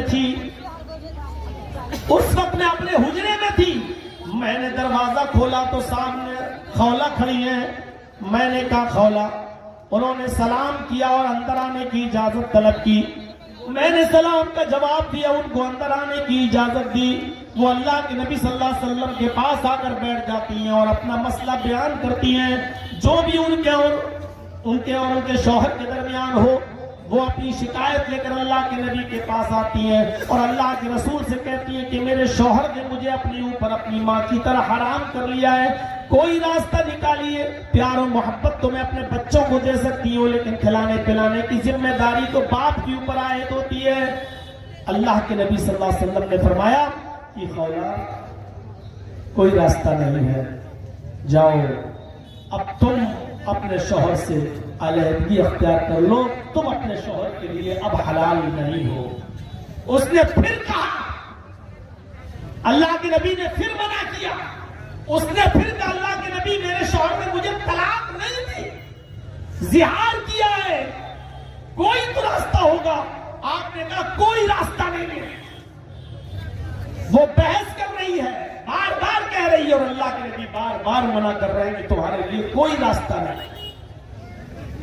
حضرت عائشہ فرماتی ہیں کہ اللہ کے نبی صلی اللہ علیہ وسلم اور خولہ بنت ثعلبہ دونوں گفتگو کر رہی ہیں۔ حجرہ ہے ہی کتنا بڑا، چھوٹا سا حجرہ، اور اس حجرے کے ایک طرف میں بیٹھی ہوئی ہوں، مشکل سے 2 میٹر 3 میٹر کی دوری پر میں بیٹھی ہوئی ہوں۔ اللہ کے نبی اور خولہ بنت ثعلبہ دونوں گفتگو کر رہی ہیں۔ لم اسمع کلامہما، لیکن ان دونوں کی گفتگو کو میں نہیں سن رہی تھی۔ وہ دونوں کیا باتیں کر رہی ہیں، خولہ کیا باتیں کر رہی ہیں اور اللہ کے نبی کیا جواب دے رہے ہیں، اس گفتگو کو میں نہیں سن رہی تھی۔ اللہ کے رسول کی اور خولہ بنت ثعلبہ کی باتوں کو حضرت عائشہ کہتی ہے کہ میں نہیں سن پا رہی تھی کہ وہ دونوں کیا باتیں کر رہی ہیں۔ بس یہ جملہ یاد رکھنا، حضرت عائشہ کہہ رہی ہم نہیں، وہ دونوں کیا باتیں کر رہے تھے ہمیں نہیں سنائی دے رہا تھا، مجھے پتا نہیں، جبکہ میں قریب ہی میں تھی، یعنی آہستہ آہستہ گفتگو چل رہی تھی اور ان دونوں کی گفتگو کو میں صحیح سے نہیں سن پا رہی تھی۔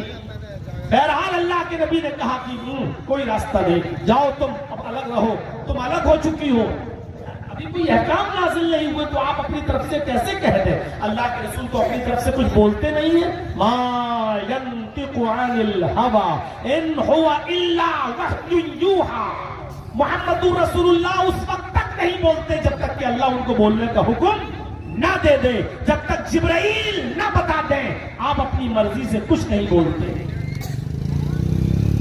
ایسے ہی نہیں اللہ تعالیٰ نے ذمہ داری لی ہے، اور ایسے ہی نہیں بھی مانگے تو حل کہا ہے، ما آتاکم الرسول فخذوہ، تمہیں محمد رسول اللہ جو دے وہ لے لو۔ اتنی بڑی بات اللہ نے کیوں کہی؟ رسول تمہیں جو دے وہ لے لو۔ اللہ یہ بھی تو کہہ سکتا تھا کہ اللہ تمہیں جو دے وہ لے لو، اللہ نے یہ نہیں کہا اللہ تمہیں جو دے وہ لے لو۔ اللہ نے کیا کہا؟ رسول تمہیں جو دے، محمد الرسول اللہ تمہیں من حیث الرسول تمہیں جو دے وہ لے لو، جو بھی تمہیں دے وہ لے لو، جن چیزوں سے روکے رو۔ اللہ کو اتنا بھروسہ کیوں؟ کیونکہ اللہ جانتا ہے کہ میرا رسول اپنی طرف سے کوئی بات دیتا ہی نہیں ہے، کسی کو بولتا ہی نہیں ہے۔ یہ تو آج کل کے ہم جیسے ملا مولوی اپنی طرف سے جو چاہے کہہ جائیں اور کہہ دیں کہ یہ اسلام کا حصہ ہے، اور دین کا نام لے لے کر محترم کروائیں۔ تیجا، 10واں، 20واں، 40واں، قرآن خوانی، یہ سارے کے سارے کام جن کا اسلام سے کوئی تعلق نہیں، مرنے والے کے مرنے کے 3 دن کے بعد بھی کھلاؤ، 10 دن کے بعد بھی لوگوں کو بلا کر کھلاؤ، پھر 20 دن کے بعد بھی 20واں کرو، پھر اس کے مرنے کے 40 دن کے بعد بھی 40واں کرو، اب تو برسی بھی ہونے لگی کہ اس کے مرنے کے 1 سال کے بعد پھر برسی کرو، قرآن مرنے کے بعد قرآن پڑھ کے بس۔ ان چیزوں کا کوئی تعلق نہیں ہے اسلام سے، لیکن اسلام کا نام لے لے کر لوگ کروا رہے ہیں اور اسلام سے جوڑ رہے ہیں۔ میرے بھائیوں، ہمارے اور آپ کے کلیجے اور ہمارے اور آپ کے دل دیکھیے کتنے مضبوط ہو چکے ہیں کہ اتنا بڑا دین کا نام لے کر ہم یہ سب کام کروا رہے ہیں، جبکہ محمد رسول اللہ اپنی طرف سے کچھ نہیں بولتے۔ اور ایک جگہ تو اللہ نے اتنی بڑی گارنٹی دی ہے کہ میرا نبی اپنی طرف سے کچھ نہیں بولتا۔ اے دنیا والو، اگر محمد الرسول اللہ نے بھی اپنی طرف سے کچھ کہہ دیا، وَلَوْ تَقَوَّلَ عَلَيْنَا بَعْضَ الْأَقَاوِيلِ لَأَخَذْنَاهُ بِالْيَمِينِ، اگر محمد رسول اللہ صلی اللہ علیہ وسلم نے، میرے نبی نے اپنی طرف سے تمہیں کچھ دے دیا، میری پرمیشن کے بغیر، میری اجازت کے بغیر، میرے حکم کے بغیر، اگر اپنی طرف سے زبان کھول دی اور اپنی طرف سے کچھ کہہ دیا، لَأَخَذْنَاهُ بِالْيَمِينِ، تو ہم اس کا بھی داہنا ہاتھ پکڑ لیں گے۔ تو ہم اس کا بھی داہنا ہاتھ پکڑ لیں گے، ثم لقطعنا منه الوتين، پھر ہم اس نبی کی اس رسول کی بھی گردن کاٹ ڈالیں گے، ہم اس نبی کی بھی گردن کو، اس کی شہرت کو، رگے دل کو کاٹ ڈالیں گے۔ فما منکم من احد عنہ حاجزین، پھر ہم کو ایسا کرنے سے تم میں سے کون ہے جو روک سکے؟ تم میں کون اتنا طاقت رکھتا ہے کہ مجھے ایسا کرنے سے، یعنی محمد کی گردن کاٹنے سے ہمیں روک سکے؟ غور کرو، اللہ اتنی بڑی گارنٹی دے رہا ہے کہ میرا نبی اپنی طرف سے کچھ دیتا ہی نہیں ہے، اگر اپنی طرف سے دے گا تو ہم اس کا بھی داہنا ہاتھ پکڑ لیں گے اور اس کی بھی رگے دل کاٹ ڈالیں گے۔ ہمارا نبی اپنی طرف سے کچھ دے تو اللہ اس کو بھی نہ چھوڑے۔ ہم جیسے ملا مولویوں کا کیا ہوگا جو دین ہے ہی نہیں، وہ دین کا نام اور لیبل لگا لگا کے لوگوں کو دے رہے ہیں۔ میرے بھائیوں، ایک مرتبہ بیویوں کی بات مان کر اللہ کے رسول نے سب کے سامنے کہہ دیا آج کے بعد میں شہد نہیں پیوں گا۔ جب ساری بیویوں نے کہا کہ آپ کے منہ سے مغافیر کی بو آ رہی ہے، مغافیر کی بو آ رہی ہے، جس کے پاس جا رہے ہیں آپ کے منہ سے بو، ساری بیویوں نے صلاح کر لی تھی کہ جس کے پاس اللہ کے نبی آئے وہ یہی کہنا آپ کے منہ سے بو آ رہی ہے، آپ کے منہ سے بو آ رہی ہے مغافیر کی۔ تو ساری بیویوں نے جب یہی کہا تو اللہ کے نبی نے کہا اچھا ٹھیک ہے، آج کے بعد میں شہد کو ہاتھ نہیں لگاؤں گا، شہد حرام ہے میرے اوپر، نہیں پیوں گا۔ آپ نے صرف اپنی زبان سے اتنا کہہ دیا آج کے بعد شہد مجھ پر حرام، میں نہیں پیوں گا، فوراً اللہ نے جبرائیل کو بھیج دیا قرآن کی یہ آیت لے کر، یا ایھا النبی لما تحرم ما احل اللہ لک، اے نبی آپ کون ہوتے ہیں، آپ کو کیا اختیار ہے اس چیز کو حرام کرنے کا جس کو اللہ نے حلال کیا ہے آپ کے لیے؟ میرے بھائیوں اندازہ لگاؤ، اللہ کے نبی نے اپنی طرف سے کہہ دیا آج کے بعد شہد نہیں پیوں گا، حرام ہے مجھ پر، نہیں پیوں گا۔ اللہ تعالیٰ نے کہا آپ کون ہوتے ہیں کسی چیز کو جو حلال کی ہو اللہ نے آپ کے لیے اور آپ اس کو اپنے لیے حرام کر رہے ہیں؟ آپ کو یہ اختیار کس نے دے دیا؟ ذرا غور کرو میرے پیارے ساتھیوں، اللہ کے نبی نے جس چیز کو اپنے اوپر حرام کیا اللہ نے ڈانٹ دیا کہ آپ کون ہوتے ہیں؟ نہیں، صرف اپنی بیویوں کو خوش کرنے کے لیے آپ یہ جملے بول رہے ہیں؟ آپ ایسا نہیں کر سکتے ہیں۔ کسی چیز کے حلال کو حرام اور حرام کو حلال کرنے کا اختیار تو اللہ نے محمد رسول اللہ کو بھی نہیں دیا، تو آج ہمارے اور ہم جیسے ملا مولویوں کو یہ اختیار، یہ پاور کس نے دے دیا؟ تو میرے بھائیوں بات تھوڑی سی میں آگے کر رہا ہوں کہ اللہ کے نبی صلی اللہ علیہ وسلم نے کہا کہ جاؤ، کوئی راستہ نہیں۔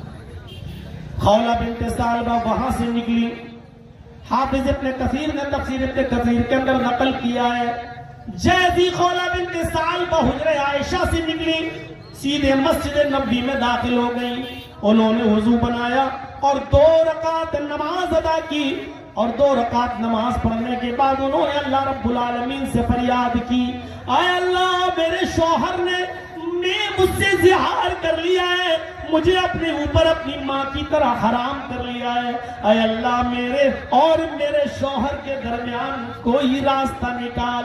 حافظ ابن کثیر نقل کرتے ہیں اس عورت نے دعا میں یہ بھی کہا کہ اے اللہ تیرے نبی کی چوکھٹ بند ہو گئی، تیرے نبی کا دروازہ بند ہو گیا، جب ساری جگہوں سے میں نا امید ہو چکی ہوں تو اب تیری چوکھٹ کی امید ہے۔ الہ العالمین، تیری چوکھٹ وہ چوکھٹ ہے جہاں سے کوئی نراش نہیں ہوتا ہے، جہاں سے کوئی مایوس نہیں ہوتا ہے، اے اللہ میرے اور میرے شوہر کے درمیان کوئی راستہ نکال۔ اس نے یہ دعا کی، ابھی وہ دعا کر ہی رہی تھی، جملے ختم بھی نہیں کرنے پائی تھی کہ اللہ تعالیٰ نے جبرائیل امین کو بھیج دیا۔ جبرائیل محمد رسول اللہ کے پاس آتے ہیں اور قرآن کی آیتیں لے کر نازل ہوتے ہیں، قد سمع اللہ قول التی تجادلک فی زوجہا وتشتکی الی اللہ واللہ یسمع تحاورکما ان اللہ سمیع بصیر۔ قد سمع اللہ قول التی تجادلک، اللہ نے اس عورت کی گفتگو کو سن لیا جو آپ سے اپنے شوہر کے بارے میں بحث کر رہی تھی۔ پتہ یہ چلا کہ خولہ بنت سالمہ نے ایک بار نہیں کہا تھا اللہ کے رسول سے کہ اللہ کے رسول ہمارے اور ہمارے شوہر کے درمیان کوئی راستہ نکالیے، بلکہ بات اتنی آگے بڑھ چکی تھی جو بحث تک پہنچ چکی تھی، نہیں آپ کو راستہ نکالنا ہوگا۔ آپ نے کہا کوئی راستہ نہیں، آپ نہیں نکالیں گے تو میں کہا اے اللہ کے نبی آپ کے پاس جبرائیل آتے ہیں، آپ اللہ سے ساری باتیں ہوئی، لیکن جب آپ نے بالکل کلیئر منع کر دیا تب وہ گئی اور نماز ادا کری اور اللہ کو پکارا۔ اللہ کے نبی کو پتہ ہی نہیں کہ وہ مسجد میں ہے، مسجد نبی میں دعا کر رہی ہے، نبی کو معلوم ہی نہیں، نبی کا دروازہ بند ہے لیکن وہ اللہ کو پکار رہی ہے۔ یہاں جبرائیل بتلا رہے ہیں اللہ نے اس عورت کی گفتگو کو سن لیا جو اپنے شوہر کے بارے میں آپ سے بحث کر رہی تھی، وَتَشْتَكِي إِلَى اللَّهِ، اور اللہ سے بھی شکایت کر رہی، اللہ سے بھی فریاد کر رہی، اللہ کو بھی پکار رہی، اللہ سے بھی مدد مانگ رہی ہے۔ آگے والا جملہ سنو، وَاللَّهُ يَسْمَعُ تَحَاوُرَكُمَا، اللہ تم دونوں کی گفتگو کو سن رہا تھا۔ اے محمد صلی اللہ علیہ وسلم، اللہ آپ کی اور آپ خولہ بنت سالمہ کی گفتگو کو سن رہا تھا، اللہ کہہ رہا میں سن رہا تھا۔ حضرت عائشہ کہہ رہی لم اسمع کلامہما، ان دونوں کی گفتگو مجھے نہیں سنائی دے رہی تھی، اتنی دھیرے دھیرے باتیں کر رہے تھے کہ ان کی آواز مجھ تک نہیں آ رہی تھی۔ 5 قدم 10 قدم کے فاصلے پر حضرت عائشہ گفتگو نہیں سن رہی، اللہ عرش پر مستوی اور عرش پر ہو کر ان کی گفتگو کو سن رہا تھا۔ عرش بھی کوئی معمولی چیز نہیں ہے اور یہ بغل میں نہیں لگا ہوا ہے، ہماری موجودہ زمین سے صرف سورج ہی 9 کروڑ 30 لاکھ میل کی بلندی پر ہے۔ سوچیے 9 کروڑ 30 لاکھ میل کی اونچائی پر صرف سورج، اور سورج اتنا بڑا ہے اس دنیا سے جس میں ہم اور آپ رہتے ہیں۔ اگر اس دنیا کو پورا جس دنیا کا تصور ہمارے دماغ میں، اس دنیا کو سورج کے اندر اگر ڈال دیا جائے تو سورج میں دنیا ایسی نظر آئے گی جیسے بہت بڑی کوئی فیلڈ کے اندر ایک گیند پڑی ہوئی ہے، ایک بال پڑی ہوئی ہے، فٹ بال پڑی ہوئی ہے۔ جیسے اس فٹ بال کی اس فیلڈ میں کوئی حیثیت نہیں ہے، ایسے ہی اس دنیا کی کوئی حیثیت نہیں ہے سورج کی آگے۔ اس کے بہت اوپر چاہیے۔ سائنٹسٹ کہتے ہیں ایک کہکشاں، ایک ستارہ جس کی روشنی کو زمین پر آنے میں 3 ارب سال لگتے ہیں، اور ایک ستارہ ایسا ہے کہ جس کی روشنی کو زمین پر آنے میں، ایک کہکشاں ایسی ہے کہ جس کی روشنی کو زمین پر آنے میں 10 ارب سال لگتے ہیں۔ یہ ہم نہیں کہہ رہے، آج کی موجودہ سائنس کہہ رہی ہے اس روشنی کو زمین پر آنے میں 10 ارب سال لگتے ہیں، جبکہ ابھی پہلا آسمان نہیں آیا ہے۔ اس ستارے کی روشنی کو زمین پر آنے میں 10 ارب سال، اور 10 ارب سال وہ بھی کب لگتے ہیں؟ اس کی روشنی کتنی ہارڈ اور کتنی اسپیڈ سے ہے، اس کی روشنی کی رفتار میں آپ کو نہیں معلوم۔ 1 سیکنڈ میں 3 لاکھ میل کی رفتار طے کرتی ہے۔ 1 سیکنڈ میں 3 لاکھ میل۔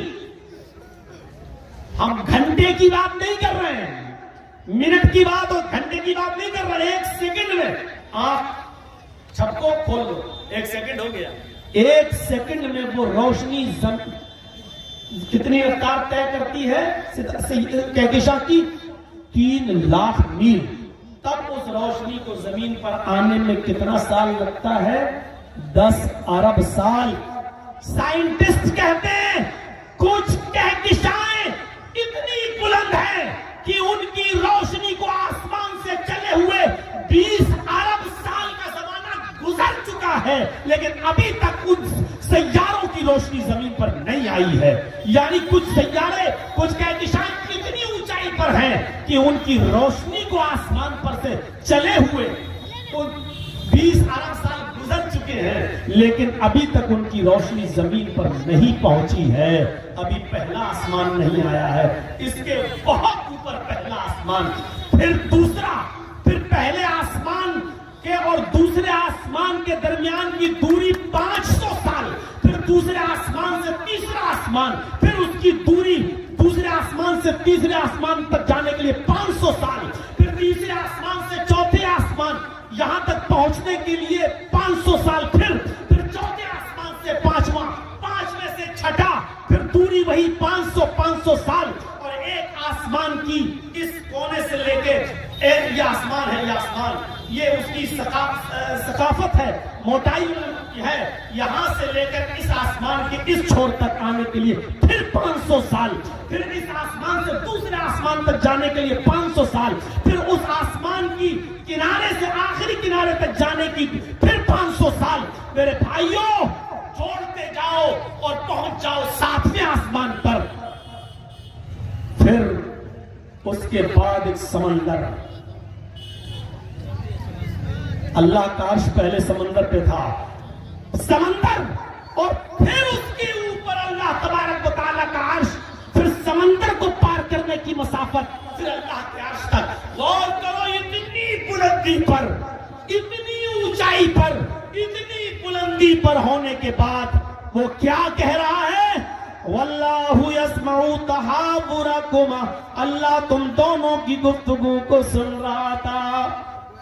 हजरत आयशा बगल में बैठी है, लमस्मा कलामहुमा, कहती हैं हम उन दोनों के कलाम को, उन दोनों की गुफ्तगू को नहीं सुन पा रहे थे। किस वसीले की जरूरत है अल्लाह को? इतनी ऊंचाई से जब इन दोनों की गुफ्तगू को सुन रहा है तो फिर क्या चाहिए? कौन है जो हमारी दुआओं को अल्लाह तक ले जाए? कौन ऐसी हस्ती है जो इतनी बुलंदियों पर को परवास करे और हमारी दुआओं को अल्लाह तक ले जाए? मेरे प्यारे साथियों, अल्लाह को किसी वसीले की और किसी सहारे की जरूरत नहीं है सुनने के लिए। वल्लाहु यस्मउ तहावुरकुमा, अल्लाह तुम दोनों की गुफ्तगू को सुन रहा था। इसलिए ला इलाहा इल्लल्लाह के मफहूम में यह भी दाखिल है कि हम जो भी मांगे उससे मांगे, जो मुतालबा, जो भी कहें अल्लाह से। गौर करो कि एक शख्स आता है अल्लाह के नबी के पास, कहता कि मैं बदवी हूँ, एराबी हूँ, देहाती हूँ, दूर का सफर करना है, अगर शाम तक घर नहीं पहुंचा तो जंगल के खतरनाक जानवर हमको खा जाएंगे, हम पर हमला कर देंगे। ऐ अल्लाह के नबी, मुझे नसीहत कर दीजिए। क्या नसीहत कर रहे हैं? मुझे जरा जल्दी जाना है। अल्लाह के नबी सल्लल्लाहु अलैहि वसल्लम ने उसका हाथ पकड़ा, अपने घर की चौखट के बाहर तक उसको लाए, और लाने के बाद जब वो जाने लगा तो आपने उसको एक ही नसीहत की। आपने फरमाया 1.5 घंटे की, 1 घंटे की तकरीर नहीं, 2 घंटे का जलसा नहीं, पूरी रात की कॉन्फ्रेंस नहीं, आपने सिर्फ एक नसीहत की कि आए मुसाफिर जाने वाले जाओ, और एक नसीहत याद रखना, इज़ा सालता फसलिल्लाह व इज़ा इस्तानता फस्तईन बिल्लाह, जब भी सवाल करने की जरूरत पड़ जाए तो एक अल्लाह से सवाल करना, और जब मदद तलब करने की जरूरत पड़ जाए तो बस अल्लाह से मदद तलब करना। मेरे प्यारे साथियों, नसीहत कर दी, यही है ला इलाहा इल्लल्लाह का माना, और यही है ला इलाहा इल्लल्लाह का मफ़हूम। फअफ़ज़लु क़ौलु ला इलाहा इल्लल्लाह। बहुत कुछ बोला जा सकता है ला इलाहा इल्लल्लाह पर। आइए जरा दूसरे जुमले पर आते हैं। ये सबसे अफजल शाख बता दी, सबसे अफजल मेरा शोबा। अब वो अदनाहा, सबसे निचला देख लीजिए। वो अदनाहा इमाततुल अज़ा बित्तरीक़, अल्लाह के नबी फरमाते हैं, और ईमान का सबसे कत्तर दर्जा, ईमान का सबसे हल्की शाख ब्रांच क्या है? रास्ते से तकलीफ दे चीज को हटा देना, रास्ते से तकलीफ दे चीज को दूर कर देना। मेरे भाइयों, रास्ते से तकलीफ दे चीज पड़ी हुई है, कोई कांटा पड़ा हुआ है हटा दो, कोई पत्थर पड़ा है हटा दो, केले का छिलका पड़ा है हटा दो। आप बहुत अच्छी स्पीड में गाड़ी चला रहे हैं, लेकिन आपकी नजर अगर पड़ गई बीच सड़क पर कोई तकलीफ दे चीज पड़ी हुई है, आप गाड़ी रोक लीजिए, उसको हटा दीजिए, क्योंकि आप तो गुजर जाएंगे, लेकिन कोई बूढ़ा उसके ऊपर पैर रख दिया तो फिसल जाएगा, कोई बच्चा अगर उस पत्थर से टकरा गया तो चोट लगेगी। गौर करो, मानवता और इंसानियत की ऐसी मिसाल किस मजहब में मिलेगी? कोई शर्त नहीं कि वहां से हिंदू गुजर रहे हैं, कि सिख गुजर रहे हैं, कि ईसाई गुजर रहे हैं या मुसलमान, नहीं। راستے میں تکلیف دہ چیز پڑی ہوئی ہے تو اس کو ہٹا دو، یہ بھی ایمان کا ایک حصہ ہے اور ایمان کا ایک شعبہ ہے، ایمان کی ایک برانچ ہے۔ یاد رکھیے گا، جس طرح راستے سے تکلیف دہ چیز کو ہٹا دینا ثواب ہے، اسی طریقے سے جان بوجھ کر راستے میں تکلیف دہ چیز کو ڈالنا یہ گناہ ہے۔ ہم نے کیلا کھایا، چھلکا پھینک دیا، 20 سڑک پہ چلا گیا۔ ہم نے کوئی پھل کھایا، اس میں کانٹے لگے ہیں، کانٹے اٹھا کے ہم نے پھینک دیا۔ ہمارے گھروں میں اکثر ایسا ہوتا کہ جھاڑو لگائی، کوڑا اٹھایا اور ڈال دیا اپنے گھر کے دروازے کے باہر، لوگ گزر رہے ہیں اور بیچارے تکلیف محسوس کر رہے ہیں۔ یہ ساری کی ساری چیزیں تکلیف دینے کے معنی میں آتی ہیں۔ تکلیف دینے کے معنی میں تو بہت سی چیزیں آتی ہیں۔ ابھی دیکھیے گا، یہ مہینہ گزر جائے اور اگلا مہینہ جیسے شروع ہوتا ہے، رمضان کا مہینہ شروع ہو جائے گا، اور رمضان کا مہینہ جیسی آئے ویسی دیکھیے گا، ہمیں نہیں معلوم آپ کے علاقے کا حال کیا ہے، لیکن ہمارے یو پی میں آئیے، لکھنؤ میں آئیے، اٹاوا میں آئیے، شہروں میں بڑے بڑے رمضان میں رات کا 2 بجے ہی مائک پکڑ لیں گے مسجد کا اور چیخنا اور چلانا شروع کر دیں گے، روزدار بھائیوں اٹھیے، سحری کیجئے، روزے کے لیے تیار ہو جاؤ، ہماری ماں بہنیں اٹھیں، سحری بنائیں، روٹی پکائیں، سحری تیار کریں۔ وہ سمجھتے ہیں کہ بہت بڑا ثواب کا کام ہم کر رہے ہیں، روزے دار لوگوں کو اٹھا رہے ہیں۔ کس نے اتھارٹی دی آپ کو؟ کس نے پاور دیا؟ اب آپ کہو گے مولانا صاحب روزے دار لوگوں کو روزہ رکھنے کے لیے اٹھانا کیا گناہ ہے؟ میرے بھائیوں، آپ تکلیف دے رہے ہیں، آپ نہیں اٹھا سکتے، کیوں اٹھا رہے ہیں آپ؟ کس نے کہا کہ یہ طریقہ آپ اپنائیے؟ ارے جس کو روزہ رکھنا ہے، آج کل گھڑیاں ہیں، موبائل ہے الارم والا، اس کو معلوم ہے، آج کل آپ تمام سافٹ ویئر آتے ہیں، آپ اس میں لوڈ کر لیں، دیکھ لیں کہ کب سحری کا ٹائم ختم ہو رہا ہے۔ آپ اپنے حساب سے اٹھیے، سحری کیجئے، اور آپ جو ہے خود اپنا طریقہ اپنائیے، کسی کے محتاج مت رہیے، کیونکہ آپ کو روزہ رکھنا ہے۔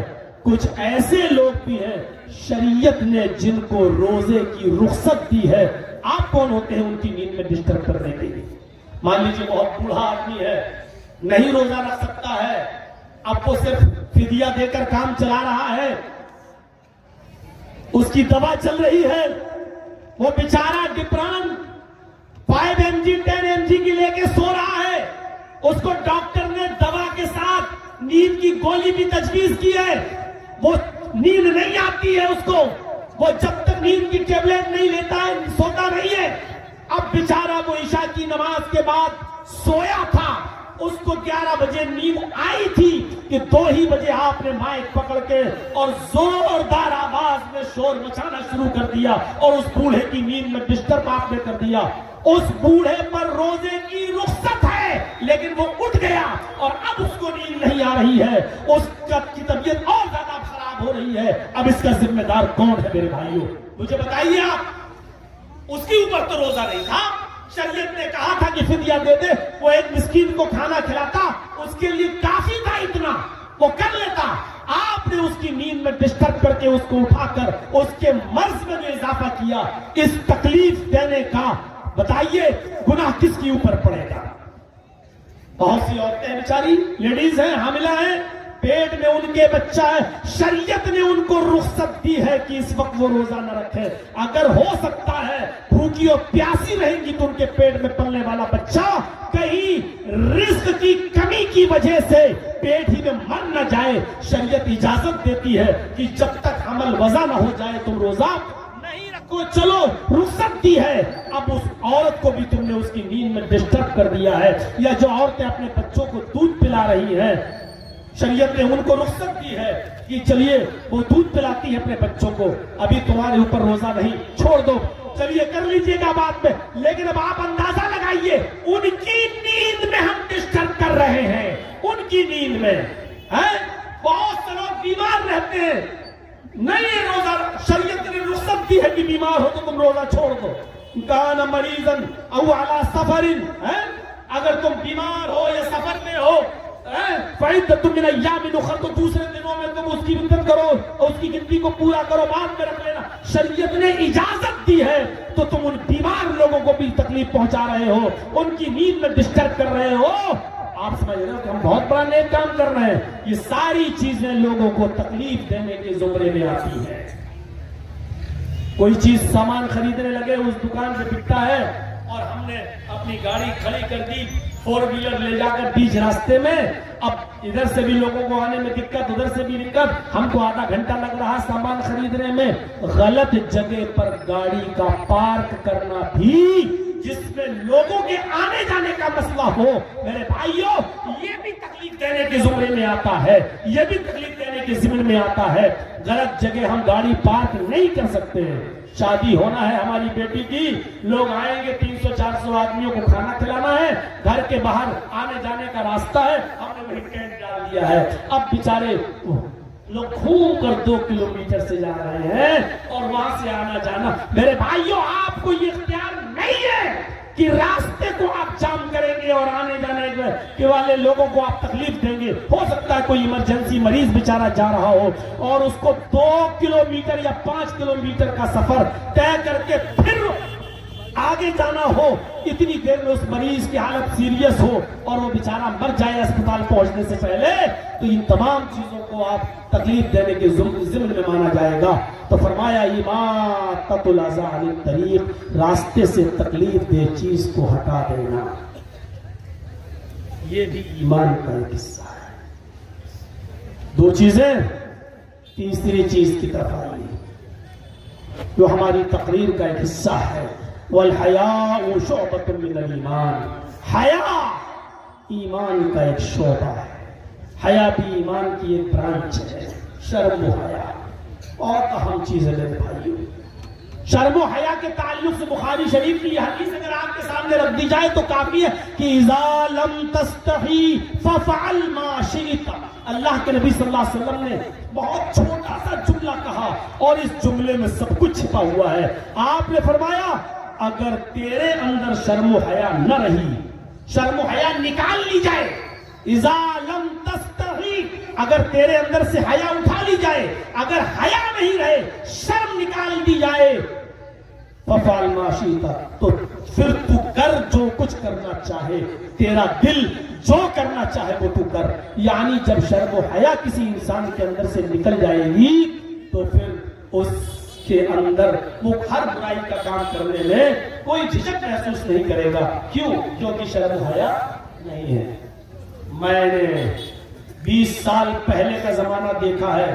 ہماری ماں بہن بیٹیاں جو شرم کے ساتھ چلتی تھی, آج 20 سال کے بعد وہ شرم و حیا نہیں. اور آگے آنے والا زمانہ ہر دن پہلے دن سے زیادہ مزید خطرناک ہوتا جا رہا ہے. آج دیکھ لیجئے, پشچمی سبھیتا, ویسٹرن کلچر, مغربی تہذیب اتنی حاوی ہو چکی ہے کہ آج شرم و حیا کا جنازہ نکل چکا ہے. آپ یوٹیوب دیکھتے ہوں گے, فیس بک پہ آپ کی نظر ہوتی ہوگی, کتنی مسلم لڑکیاں آج کیسی کیسی ویڈیو اپلوڈ کر رہی ہیں. آپ جانتے ہیں کہ یہ لڑکی کہاں کی رہنے والی ہے.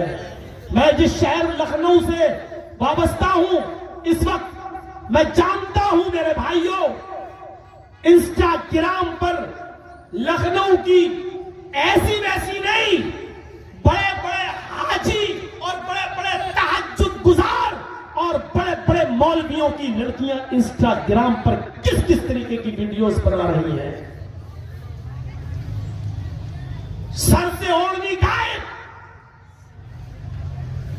کپڑے بھی اتنے شارٹ, شرم و حیا کا جنازہ نکل گیا. سچ کہا تھا اللہ کے رسول نے کہ اذا لم تستحی ففعل ما شئت, جب تیرے اندر سے شرم نکل جائے گی تو پھر تیرا جو دل چاہے گا وہ کرے گا. جب شرم ہی نہیں رہی تو اب کیا روک لوگے؟ آج ہم خود اپنی بیٹیوں کے ہاتھوں میں موبائل دے رہے ہیں, ٹی وی گھر کی شان ہو چکی ہے, اور کون کون سے سیریل اور کون کون سے ڈرامے آج چل رہے ہیں.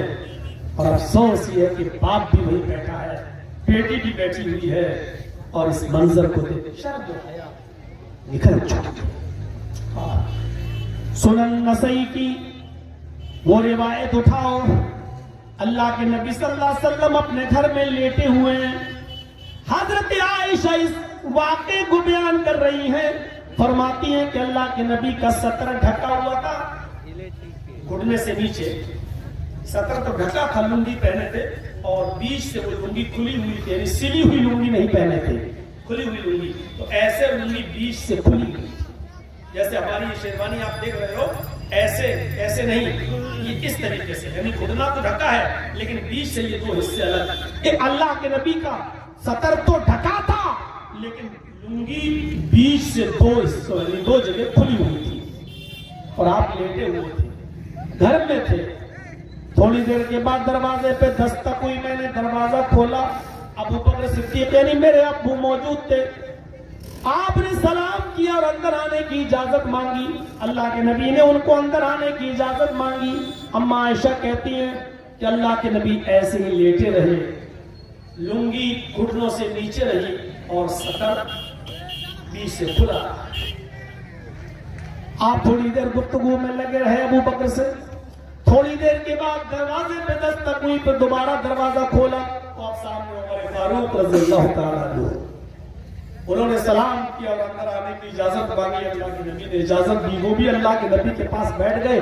امی عائشہ کہتی ہے اللہ کے رسول لیٹے رہے، اٹھ کے نہیں بیٹھے، آپ کی لنگی نیچے رہی اور بیچ سے جو کھلا کا حصہ وہ کھلا رہا، یعنی ستر تو ڈھکا تھا، لنگی کھلی، دو حصوں۔ تھوڑی دیر کے بعد پھر دروازے پہ دستک ہوئی، پھر دروازہ کھولا گیا تو عثمان غنی رضی اللہ تعالیٰ عنہ ہے، کہا گیا اے اللہ کے نبی عثمان ہے، سلام کر رہے ہیں اور اندر آنے کی اجازت مانگ رہے ہیں۔ آپ نے سلام کا جواب دیا اور فرمایا عثمان کو تھوڑی دیر باہر کھڑا رکھو، تھوڑی دیر، ابھی اندر آنے کی اجازت بعد میں ملے گی، تھوڑی دیر باہر۔ اما عائشہ بیان کرتی ہیں کہ اللہ کے نبی صلی اللہ علیہ وسلم لیٹے تھے، اٹھ کے بیٹھ گئے، آپ نے اپنی لنگی کے اس حصے کو اس حصے کے اوپر کیا اور اس طریقے سے لنگی کو پھیلا لیا، یعنی سمیٹ لیا اور صحیح سے بیٹھ گئے۔ پھر آپ نے حضرت عثمان کو اندر آنے کی اجازت دی، حضرت عثمان اندر آئے، تینوں لوگوں نے گفتگو کی اور گھر سے چلے گئے۔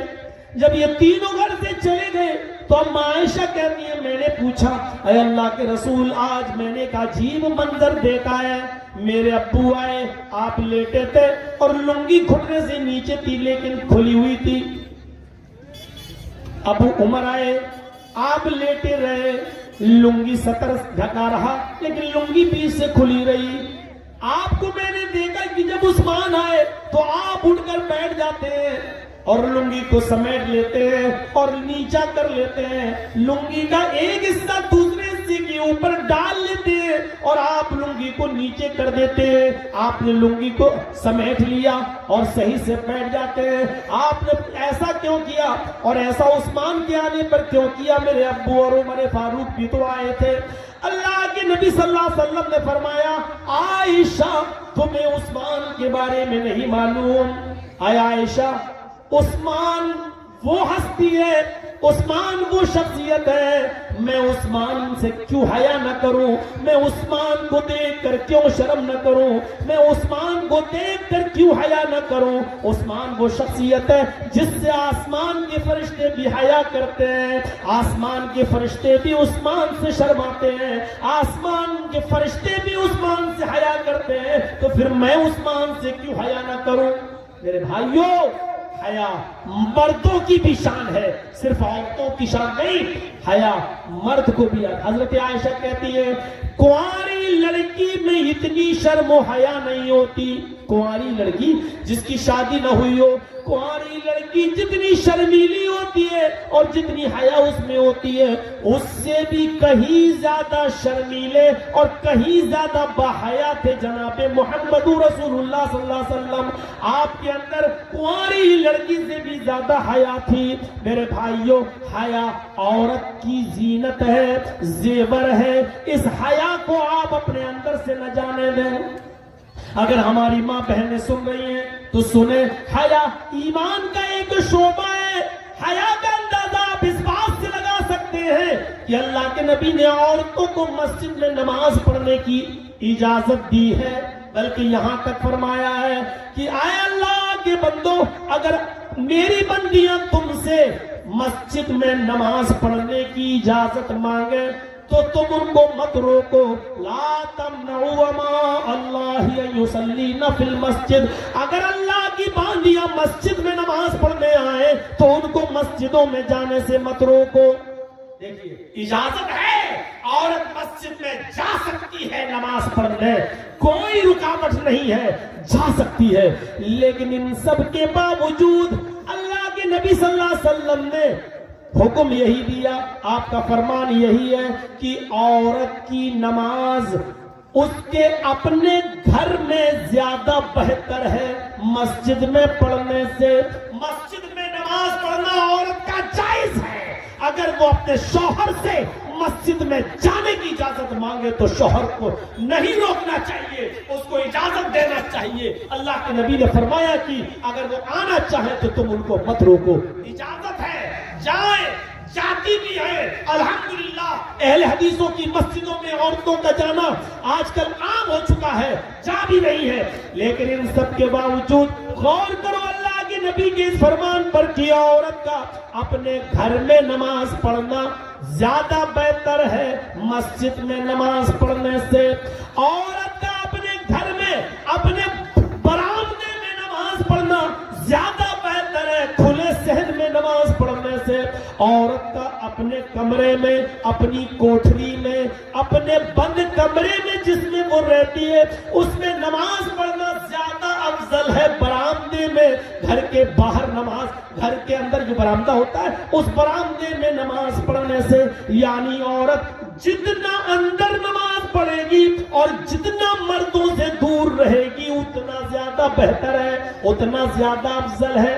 یہاں سے آپ اندازہ لگائیے, گھر میں شوہر ہوتا ہے, بھائی ہوتے ہیں, پھر بھی اللہ کے نبی کہہ رہے ہیں اس کا اپنے کمرے میں نماز پڑھنا زیادہ بہتر ہے برآمدے میں نماز پڑھنے سے.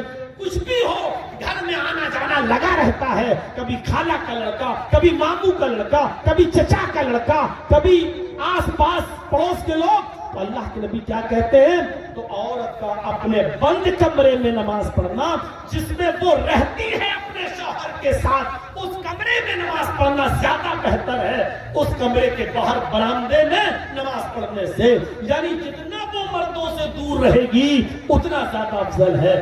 یہ ہے عورت کی شرم و حیا کا تعلق. میرے بھائیوں, آج اس دور میں کیا تصور کر سکتے ہیں, آج کے اس دور میں کیا تصور کر سکتے ہیں؟ ایک چیز اور سمجھیے, ایک چیز اور کوشش کیجیے سمجھنے کی.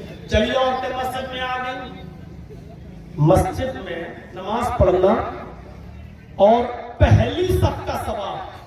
اللہ کے نبی فرماتے ہیں کہ اگر تمہیں یہ پتا چل جائے کہ پہلی صف میں نماز پڑھنے کا ثواب کتنا زیادہ ہے, پہلی صف میں نماز پڑھنے کا ثواب کتنا زیادہ ہے, تو لوگ پہلی صف کے لیے لڑنا شروع کر دیں گے, جھگڑا کرنا شروع کر دیں گے, قرآن اندازی کی نوبت آ جائے گی, پرچیاں پھینکی جائیں گی, جس کا نام نکلے گا اس کو آگے. یعنی اپنے آگے آنے کے لیے لوگ لڑیں گے. مان لیجیے ایک ہی ساتھ مسجد میں گھس گئے, اب کون آگے صف میں؟ فرمایا کہ لوگ لڑنے لگے. اگر پہلی صف میں نماز پڑھنے کا ثواب پتا چل جائے کتنا ہے تو لوگ قرآن اندازی کرنے لگیں گے, قرآن اندازی. اس سے آپ اندازہ لگائیے پہلی صف کا ثواب کتنا ہے. لیکن اللہ کے نبی صلی اللہ علیہ وسلم نے فرمایا خیر صفوف الرجال اولها وشرها آخرها. مردوں کی پہلی صف سب سے افضل ہے اور آخری صف, مردوں کی آخری صف ثواب اور برکت اور خیر کے اعتبار سے سب سے بری صف ہے. مردوں کی اول پہلی صف سب سے افضل صف ہے. لیکن عورتوں کے تعلق سے کیا فرمایا, خیر صفوف النساء آخرها وشرها اولها. عورتوں کی پچھلی صف, سب سے پیچھے والی صف ثواب کے اعتبار سے سب سے افضل اور بہتر ہے, اور خیر و برکت کی کمی کے اعتبار سے سب سے بیکار صف سب سے آخری سب سے اول والی صف ہے، یعنی عورت کی پہلی صف سب سے بیکار صف اور اس کی آخری صف سب سے افضل۔ غور کرو، ججی صاحب نماز پڑھا رہے ہیں، میرے پیچھے 5 صفیں لگی ہوئی ہیں مردوں کی، 1 2 3 4 5، اس کے بعد پردہ پڑا ہوا ہے، اس کے بعد عورتوں کی صفیں لگی ہوئی ہیں، 5 صفیں عورتوں کی۔ ان میں ججی صاحب کے پیچھے جو لوگ نماز پڑھ رہے ہیں پہلی صف میں مرد وہ سب سے افضل ثواب کے اعتبار سے، اور عورتوں کی 5ویں صف میں سب سے پچھلی والی جو صف لگی ہوئی ہے وہ ثواب کے اعتبار سے سب سے افضل، کیونکہ وہ عورتیں جو پیچھے نماز پڑھ رہی ہیں مردوں سے اتنا ہی زیادہ دور ہیں۔ آپ شرم و حیا کا اندازہ لگائیں گے؟ غور کیجئے، نماز، مسجد میں نماز، اور اس میں بھی سب سے پچھلی صف عورت کی سب سے بہتر، کیوں؟ کیونکہ عورت جتنی مردوں سے دور ہے اتنی خیر میں ہے، اتنی بھلائی کے اندر ہے۔ جب مسجد کے اندر یہ حال ہے کہ عورتوں کو مردوں سے دور رہنے کا حکم ہے، تو بازاروں میں، شادیوں میں ایک ساتھ بیٹھ کے کھانا کھانا، ایک ساتھ بیٹھ کے جانا، اور کالجز اور یونیورسٹیز میں ایک ساتھ لڑکیوں اور لڑکیوں کا بیٹھ کر پڑھنا، اور کالج کی کینٹین میں دونوں کا ایک ساتھ بیٹھ کے چائے پینا۔ میرے بھائیوں ذرا غور کیجئے، اسلام کا اس سے کیا تعلق ہے؟ میرے بھائیوں، نکاح کے موقع پر کیا ہوتا ہے؟ اللہ کے نبی نے کہا کواری لڑکی ہے اور اس سے شادی ہو رہی ہے تو اس کی اجازت کیا ہے؟ اسے لڑکی سے اجازت لی جائے گی، لیکن اس سے زبردستی مت کہلواؤ کہ قبول کیا۔ ہمارے علاقے میں کیا ہوتا ہے ہمیں آپ کے علاقے میں نہیں معلوم، ہمارے یہاں کچھ لڑکیاں بیٹھی ہوتی ہیں، قاضی صاحب یا کوئی ایک وکیل ہوتا ہے اور 2 گواہ، وہ جاتے ہیں اور لڑکی سے کہتے ہیں کہ فلاں فلاں لڑکے کے ساتھ آپ کا نکاح کیا جا رہا، آپ کا مہر اتنا ہے، کیا تم نے قبول کیا؟ تو بیچاری بولتی نہیں ہے، خاموش رہتی ہے۔ تو زبردستی بلواتے، بیٹا قبول کیا؟ سر نیچے کیے ہوئے ہیں، بیٹا بتاؤ نا قبول کیا؟ تب اس کی سہیلیاں کوہنی مار مار کے کہتی ہیں کہہ تو قبول کیا، کہہ تو قبول کیا، تب بھی نہیں کہتے تو سہیلیاں کہلواتی ہیں کہ قبول کیا۔ جب تک وہ کہہ نہیں دیتی اور گواہ سن نہیں لیتے جو آتے ہیں 2 آدمی کہ ہاں ہاں سن لیا، تب تک اس کے دستخط نہیں کرائے جاتے ہیں۔ یہ سراسر شرعی تعلیم کے خلاف ہے۔ عورت کی شرم و حیا کا اتنا خیال رکھا ہے محمد رسول اللہ صلی اللہ علیہ وسلم نے، فرمایا کہ اس سے ایک بار پوچھ لو، اس نے سن لیا اور خاموش رہ گئی تو اس کی خاموشی کو ہی اس کی اجازت مان لو، اذنھا سماعتھا، اس کی خاموشی ہی اس کی اجازت ہے، مت کہلواؤ اس کے منہ سے کہ کہو کہ ہاں میں نے قبول کیا۔ تو میرے پیارے ساتھیوں، ہمیں اور آپ کو سوچنا چاہیے، جہاں عورت کی خاموشی کو اس کی اجازت مان لیا، اس سے کچھ کہلوایا بھی نہیں جا رہا کہ مت، کوئی ضرورت نہیں تمہیں کہنے کی، خاموشی کو اجازت مان لو۔ اتنی شرم و حیا کا خیال رکھا، آج تو موبائلوں پہ لگی ہوئی ہے، گفتگو لگے 1 گھنٹہ 2 گھنٹہ پوری رات باتیں چل رہی ہے واٹس ایپ پر، فیس بک پر۔ اللہ رب العالمین ہمارے اور آپ کے سب اس معاشرے کے اندر شرم و حیا پیدا فرما دے۔ اور میرے بھائیوں، کافی دیر ہو چکی، 2 بج چکے ہیں۔ اللہ تعالیٰ سے دعا کرتا ہوں کہ بار الہ ہمیں لا الہ الا اللہ کے تقاضوں کو سمجھنے کی توفیق عطا فرما۔ الہ العالمین ہمیں لوگوں کی ضرورتوں کو سامنے رکھتے ہوئے تکلیف دہ چیزوں کو راستے سے ہٹانے کی توفیق عطا فرما، اور ہمارے معاشرے کو پاک و صاف فرما دے، بے شرمی سے، بے حیائی سے، بے غیرتی سے۔ اے اللہ غیرت ہمارے اندر بھر دے، اے اللہ شرم و حیا کا ہمیں پیکر بنا دے، اے اللہ جب تک تو ہمیں زندہ رکھ، اسلام پہ زندہ رکھنا، جب ہمارا خاتمہ ہو تو ایمان پر خاتمہ فرمانا۔ وما علینا الا البلاغ المبین، وآخر دعوانا الحمد للہ رب العالمین۔ السلام علیکم ورحمۃ اللہ۔